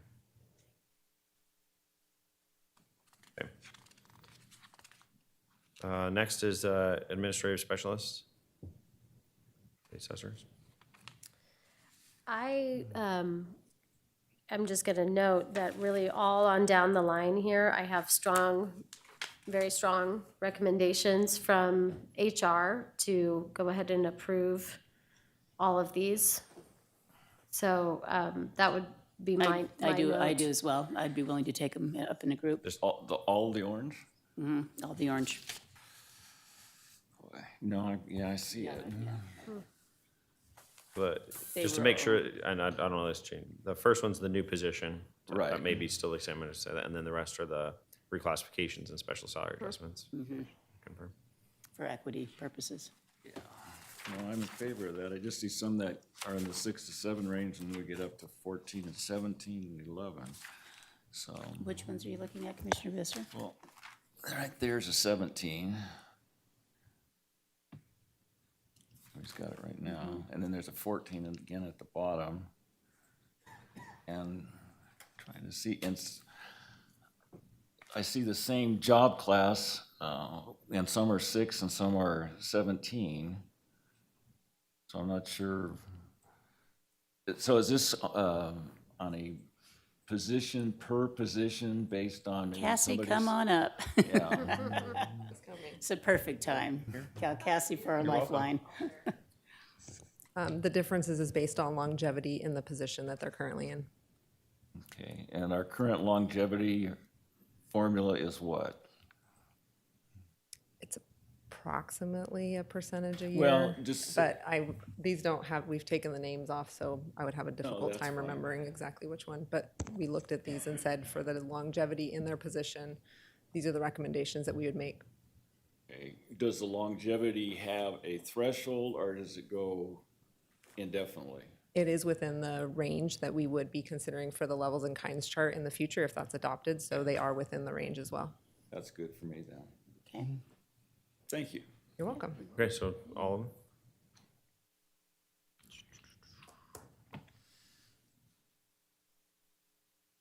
Just gotta make sure I Thank do you, this Cassie. right. This isn't just because we're trying to keep you happy before BOE, but that may be a factor. He smiles no matter what. Okay, so we are good to go there.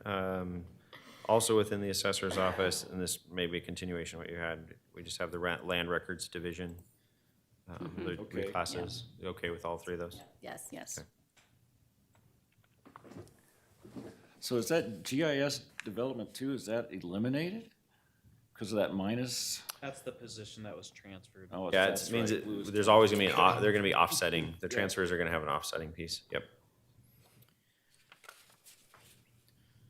Okay, and then motor vehicle, let's see. Appears all of the motor vehicle are within the appropriation. Okay with me. Allocation.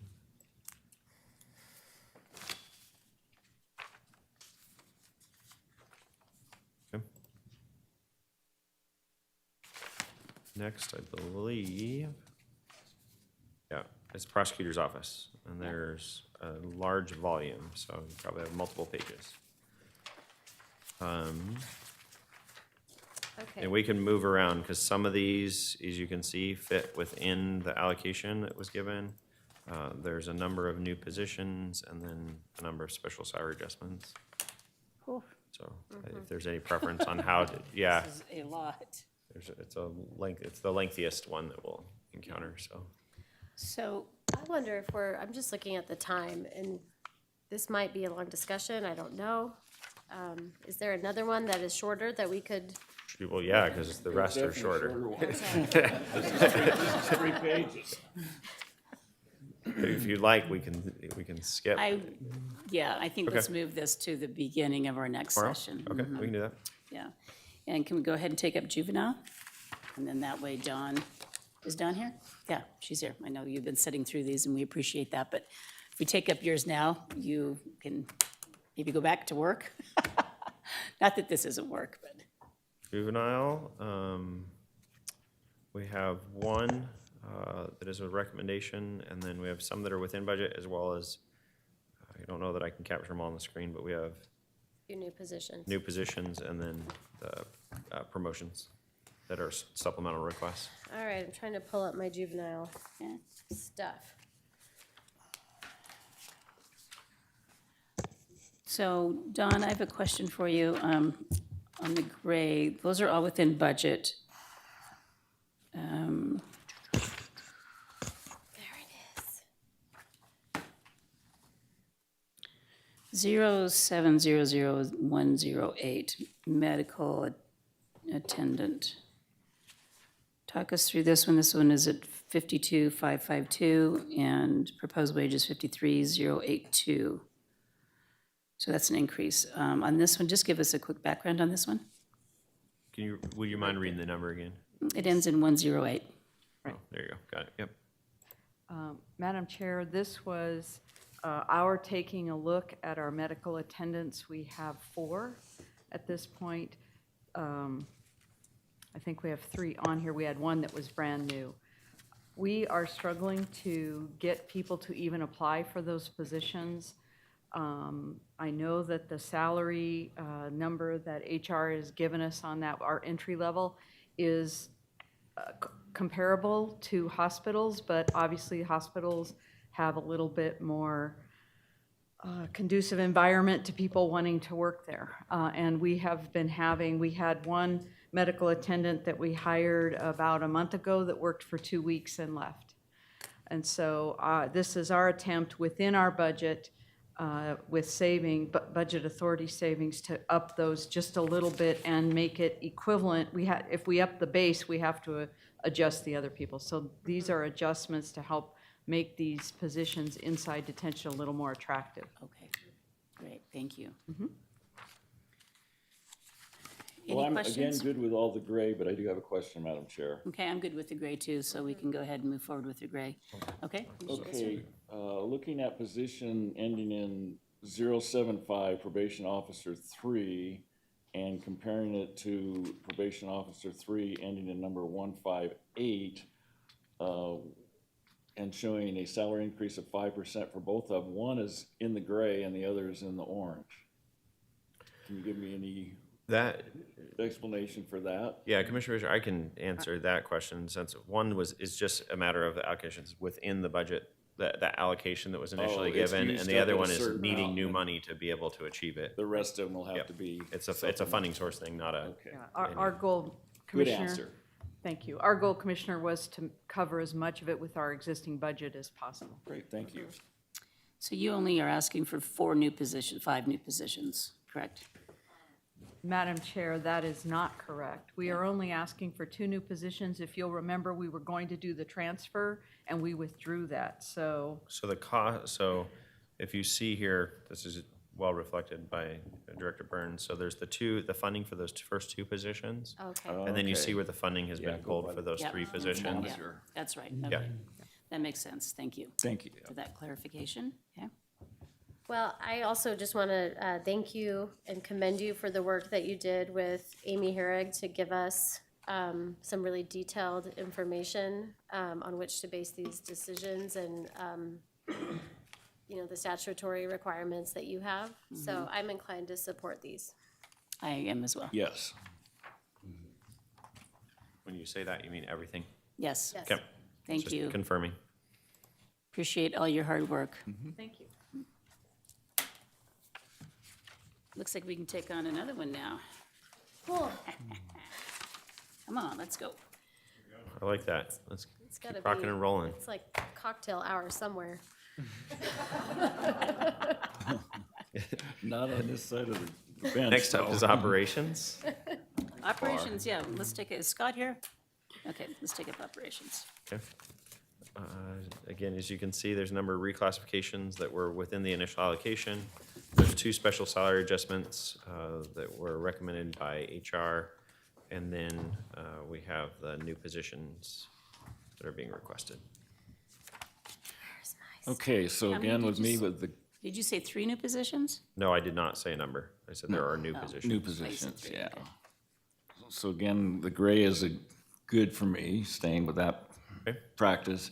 And then following HR recommendations, also with the orange, I'm good with all of those. And then maybe Scott can tell us a little bit about this maintenance mechanic, brand new position, additional, well, it's a new position, but another position or what, just to expand on it. We didn't get an HR rec on that one. And just to be clear, the HR recommendations that we have are not necessarily recommending the new positions. It's that the HR had signed off on the pay amounts. Pay So HR is not necessarily Right. recommending am I being? But I still Okay. see it That's there. correct. yeah. I've reviewed them for, Okay. yep. So maintenance mechanic, and then also, I have a question for Scott on the construction manager. I know that we hired one, and then a couple weeks later, we lost that person, right? We did. That's a position that we already had in this year's budget. Okay, And so, we have since hired another one. okay, so this is an additional 2 more construction managers to those, That they are additional to that position. okay. Can you answer the maintenance mechanic? I can answer the Question, maintenance Commissioner Serra. mechanic. The maintenance mechanic is for the Myrtle Street garage. And what that's we were right. asking for on that was, we showed you the total budgeted amount of what it was gonna take to operate that. And again, we were looking at 6 months with benefits for that position. Giving when when it gets online, I'd like to have the person hired before the building gets online so they're familiar with what's going on and what's needed there and what we have to do to keep up with the parking and the maintenance and stuff that's over in that facility. Okay. So We what will we're have actually some- budgeting for and looking for on here was $27,970. And the total ongoing cost was $55,937. So Scott, I think your team does a great job managing all the various things that we have. One question I have, during the last downturn, did you have to lay off staff? No. No. What we have doesn't go away. It stays there. The work still has to get accomplished. The work still has to get done. And we're finally starting to catch up on where we're at manpower-wise. This is an additional square footage of the building in the apartment, not the apartments, I'm sorry, but the parking garage and the outside spaces, and so that has to be maintained over there. Madam Chair, and I understand that fully with maintenance and painter, carpenter, et cetera, ongoing regardless of the economy, but you do have two construction managers. If the economy turned down, what impact would that have on those positions? Do you think we would have to cut back on projects, right? Well, we would, what the construction managers are listed as construction managers, part of what their job is gonna be is to go in and evaluate our buildings and keep up with the maintenance and, not keep up with the maintenance, do the projects that are related to that maintenance that need to get done and make sure that we're staying on top of that. As our facilities grow, as we get more, if we don't have the people in place to do it, it takes quite a while to learn our system and what we do and how we do it. And we need someone that go through and evaluate and look at buildings. And I can't leave that to my maintenance staff. I need someone that can look at that, get the projects going, get the people online, and help with the contracts and get everything going and stay on top of that. We've got a lot of stuff that's coming up down the road that's gonna have to be done. And I'm just trying to look out into the future and have the manpower in place to be able to handle what comes up as we need it and not be trying to hire somebody to fill in when those projects do happen. At some point, they're going to. So Scott, for example, in the coroner's facility, would a construction manager also be able to fill the role of a project manager? That's what we are. We're owner's representatives, project manager. That's what we're looking at doing here. Okay. We hire a contractor to do the job, but we need to oversee what the contractor's doing and make sure all the subs are doing what they're supposed to be doing. Plus go over the plans as we get to a 50%, a 70%, and a 90% set of plans and look for those issues that we have had happen in the past and we don't want to have happen again.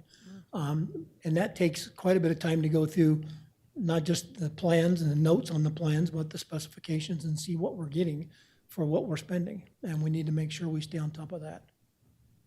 Okay. Appreciate you running a lean machine over there.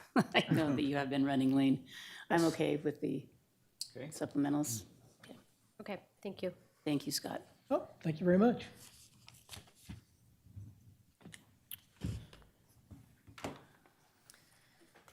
I'm inclined to take on, Coroner was an easy one, right? It's all gray. We do. no. Let's take a look at coroner. I'm gonna talk coroner. It's all gray, isn't it, what I see? Maybe Scott, on the maintenance mechanic, Well, then, or is it already? does that mean? No, Scott, that maintenance mechanic, is it for 6 months? On those. That would be for 6 months. So we only need to fund half of it for this year? Fund half of it at this point. I think Cassie just made a 969, Bill. recommendation, but it's like the hospital one, it's a, In this field? it's a difficult venue to work in. Yes. And that's probably why. No. Yes. Do we have anyone from the coroner's office here? No, do we? Oh, yes, Coroners? good, okay, all right. Let's go, are we gonna take up coroners then? Okay, yep, we're good. 27,970 was the amount for the 6 months. I'm gonna dock you $1. That's fine. That's fine. Anything else? I don't think so, but we know where to find you. Yes, Got ma'am. it, all right. Thank you Don't very go much. too far. Go take care of that chiller. We're working on that. Greg, you know. Your vocabulary has increased immensely. I know, right? What's a chiller? Okay. Coroner's office, you can see a number of special salary adjustments done by the coroner's office. These are ones I think she presented to this point when she gave her budget presentation, but she was able to work all of these within the allocation she was given. So she moved some money around to make these special job salary adjustments happen. So they're all gray is the short Okay. version of what I just said. And I know Commissioner Visser's practice was to agree with the gray. I just had some questions on, after we go through the first one, on the, we drop down to admin specialists. Okay. And those appear to be possibly coming in a little bit high. And so just wanted to see if Cassie and then possibly coroner's representative could speak to those for us. And these are the ones that Coroner Owens did discuss, that we're looking at reclassifications. And so if the job title is updated and changed, then there is no issue with the salary range, but they were listed when they came in as admin specialists, so that was where the Okay, concern was. so they should be reclassified. Okay, all right, and they'll be reclassified to what? Do we know yet? I believe that they have, each of them are individually reclassified. This is where Jeff would probably be able to Okay. respond better. Okay. Jeff, do you want to come on up for a sec? And just for the public's knowledge and those sitting here, as we're looking at these, we're trying to make sure that we are accounting for equity across the county, and that folks with similar jobs are not paid vastly different across the county. So these particular positions, as they're currently classified, would be paid differently, and we want to be digging into what those folks are doing and making sure that it is appropriately reflected. Thank you for that clarification. Yep, thank you.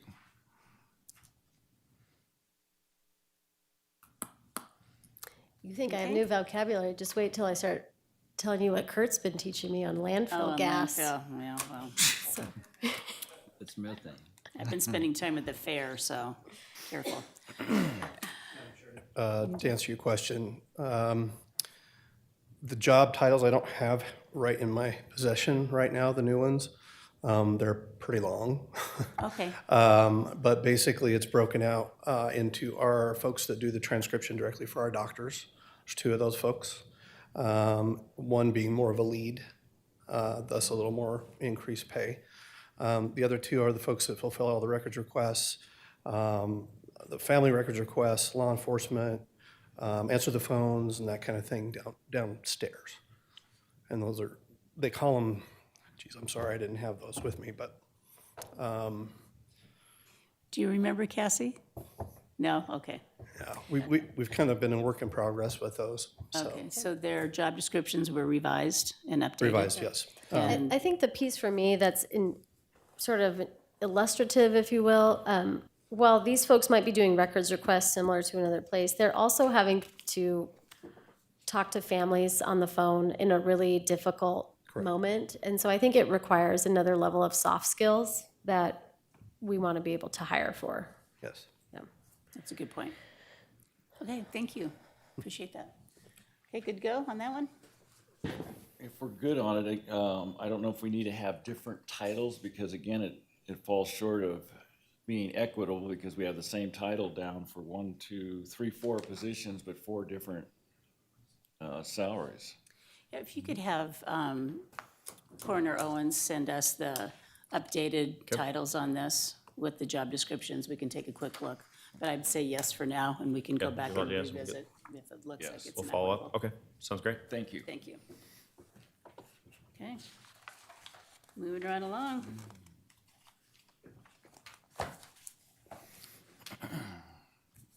Do we want to take up administrative services? Or do we want to wait on that one? And we have 15. We have IT next. Well, Okay, we're going to take up IT.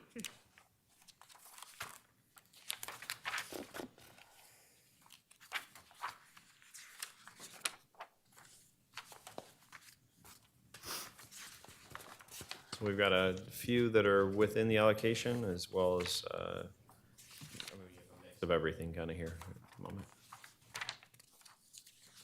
Take them up, whatever order you want.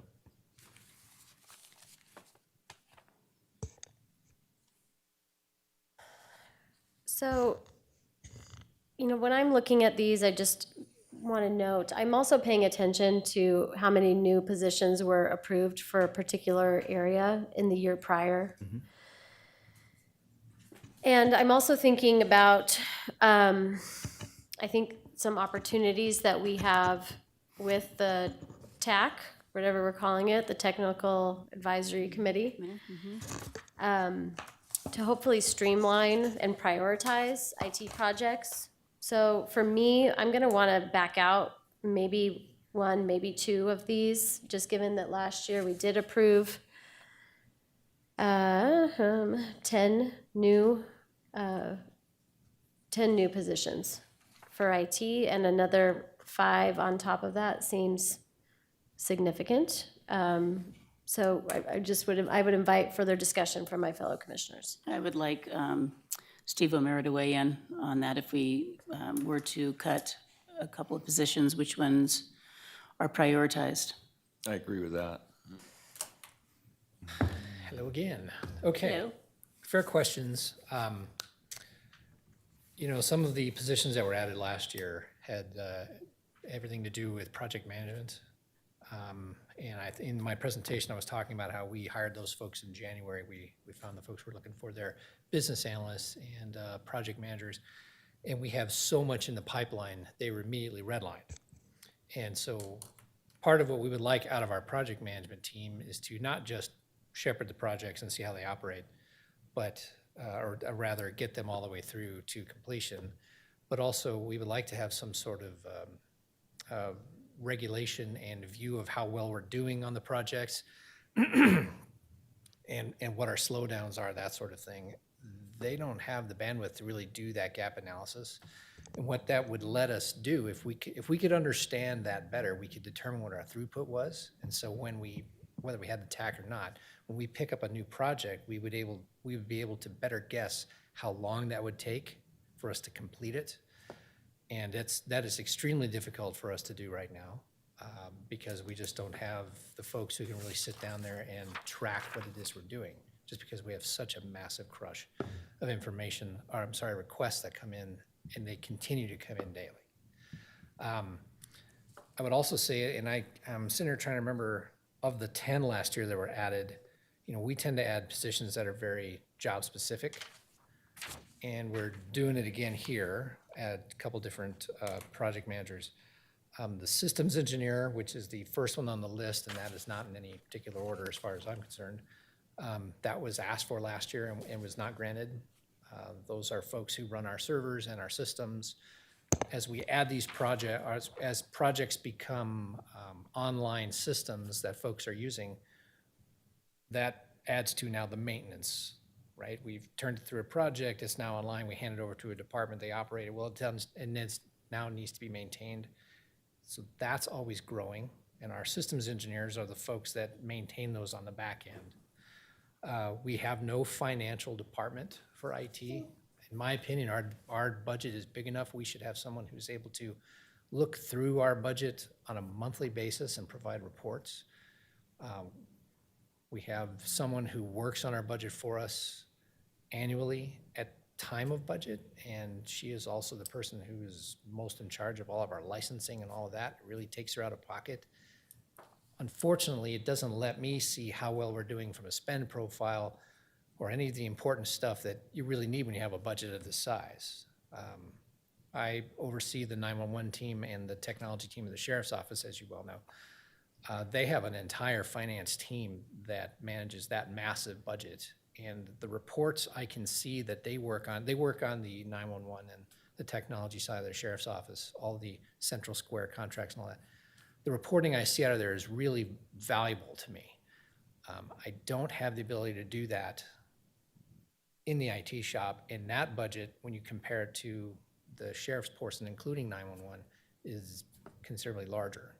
So in my opinion, that is a very important job for us. I can't rely on the auditor to do that for it. They're running the entire county.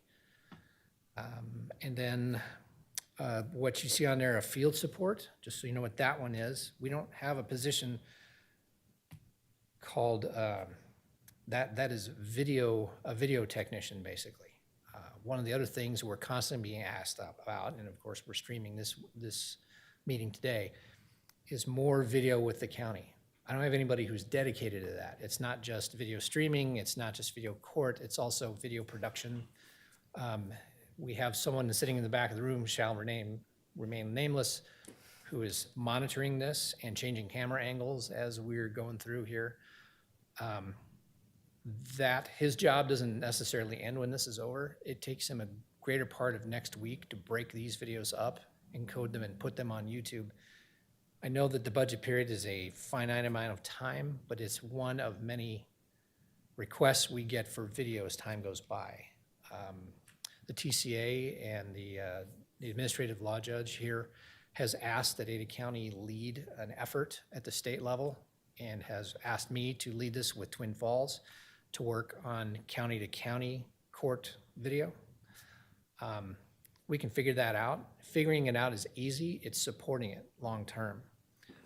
If they continue, if this goes well, they will be not just us talking to remote testimony folks coming in for video from across the country or even jail to video across the county network. We're talking across the state, courthouse to courthouse. Bottom line is the ask continues to grow. There's nobody in the IT department who's dedicated to this. I'm pulling off technicians from various projects to work on this video or that video, or hey, courtroom 205's video just went down. We got to send somebody up there. Now I got to find somebody. You can exist without this position. We do it now. But like I said, the requests are just increasing. And that statement runs through all of these positions. We're being asked to do more and more and more. And then we're being asked to show metrics and information on how well we do our job and how well we spend the money. And we're suffering there. I'm having a hard time controlling that, and I really have a hard time painting that picture for you. Yeah. I just want to recognize that I see that and hear that. I think what I'm struggling with and what you have articulated is that absent a transformation board type process for prioritizing, I know how it is. I've been an asker here and elsewhere, like, can you do this? Can you do that cool thing? Sure. And you don't have a process currently by which you can vet those and prioritize those. You just have to answer to many folks. So Correct. I'm really excited. We're getting that started. I would be inclined to say, let's pull off a project manager for this year. I don't know if there's if that is a higher priority than some of the other ones, but I would be inclined to pull one of those out at least for this year. Commissioner Visser. Since Phil's here, what type of support, Phil, do you provide to the IT and their fiscal management? We provide, so through FAB, we provide all the financial information, where their current status is, but in terms of the management at like the project level, seeing where the funding is, that it really is left to each department. So we monitor that within our own department on our spend profile. Our office isn't providing that type of support at that localized level in that detail. And I think one of the significant things that Steve referenced is he has a very large operating budget, right? Most departments are... What is the operating budget again? 6 million, yeah. About looks over $6 million. Most departments are very people heavy. This is one of those just like operations where it's very operational heavy as well because of all the infrastructure and equipment. And so it matters more in this context than it does in many others because you got so many moving parts. I'm inclined to agree with Commissioner Lacciando at this point, and it's not because I don't want to have a robust IT department. It's just we're kind of trying to make decisions in the dark here, and I'm really excited about getting the TAC put together so we can figure out, again, long-term, holistic approach, how to streamline this and get systems talking to each other. There's a lot of work to be done.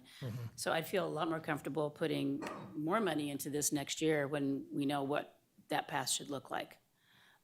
Because right now, I just don't know if we're kind of piecemealing things and plugging holes versus really, which it sounds like we may be.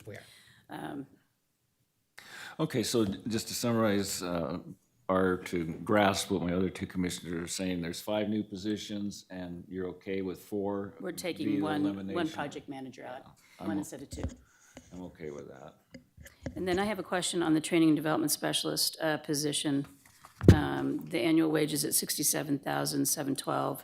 The proposed wage is 16% higher. It's an increase of $10,539. And I show a pay band maximum for a position like this, if we were to go to levels and kinds next year, of only 51,000, not only, but 51,618. So that's a pretty big discrepancy that I'd like to help us clarify. Yes, this is. There she is. And there she is on cue. Mostly I was recognizing that the job title was changed to a less responsible job title with a pay increase. The training development specialist 1 on the IT pay schedule that they already currently have is a lower rate wage. So it just seems that possibly it should be kept at a 3, not a 1. So when we were reviewing this, Steve, it was sort of, at that pay, that person should be higher, or if they're gonna be training development specialist 1, they should be lower, but they can't be both. Right. So do you need to get clarification? Well, I can tell you the history. I get lost on the wage bands and stuff. No offense. That position is something we've been trying to fill.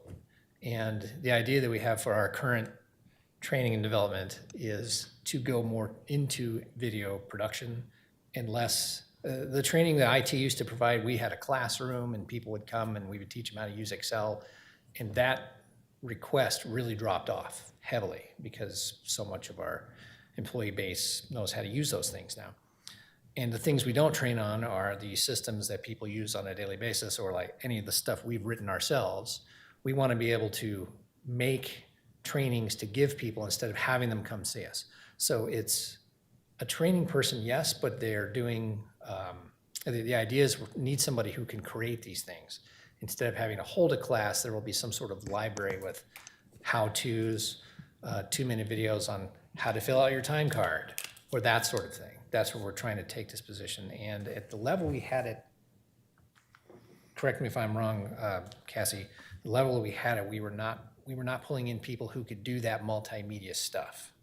So we found people who had training experience, Right. but they had no Right. hope of putting it on a computer, Different skill. right? Because we don't want to just do the trainings once and then 6 months from now do them again.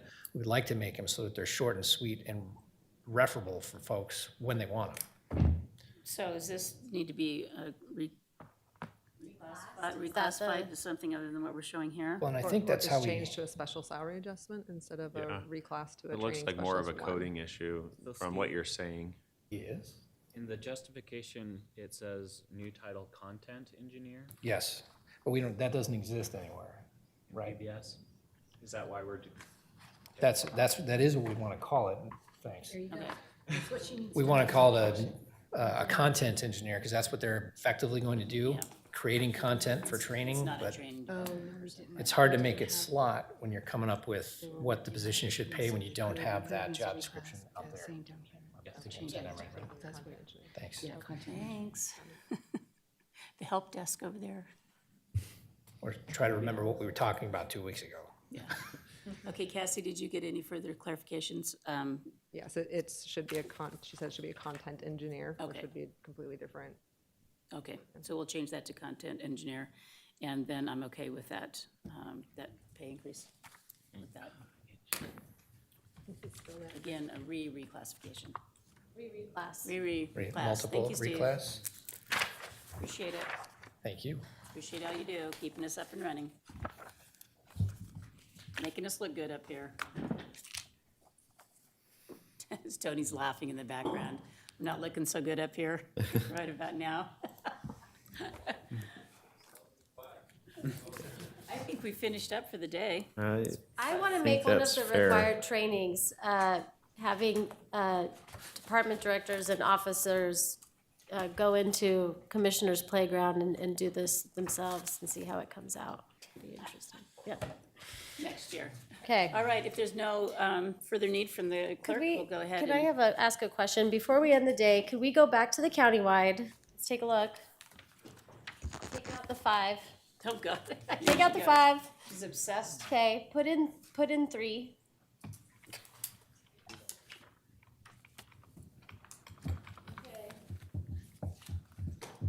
Okay. What are we over then to get into green? $2.5 million. 700,000, 703,000. Wait, what? No, you don't have it in there. No. If you take out the lump sum, Yeah, don't, No, yeah, if you put the 3 in. We put 3 in. yeah. you can have 700,000 in your lump sum. Oh, to be into green. So we need about 2.3 at this point. Yes, there you go. Okay, that's, Okay. All right. We all work together. Thank you. All right, everyone. Thanks so much for being patient and attentive and helping us through the process. And we'll go ahead and recess for the day, and we'll take up tomorrow at 9. we put this back at 5. Pardon? We put that, okay. Yeah, keep it.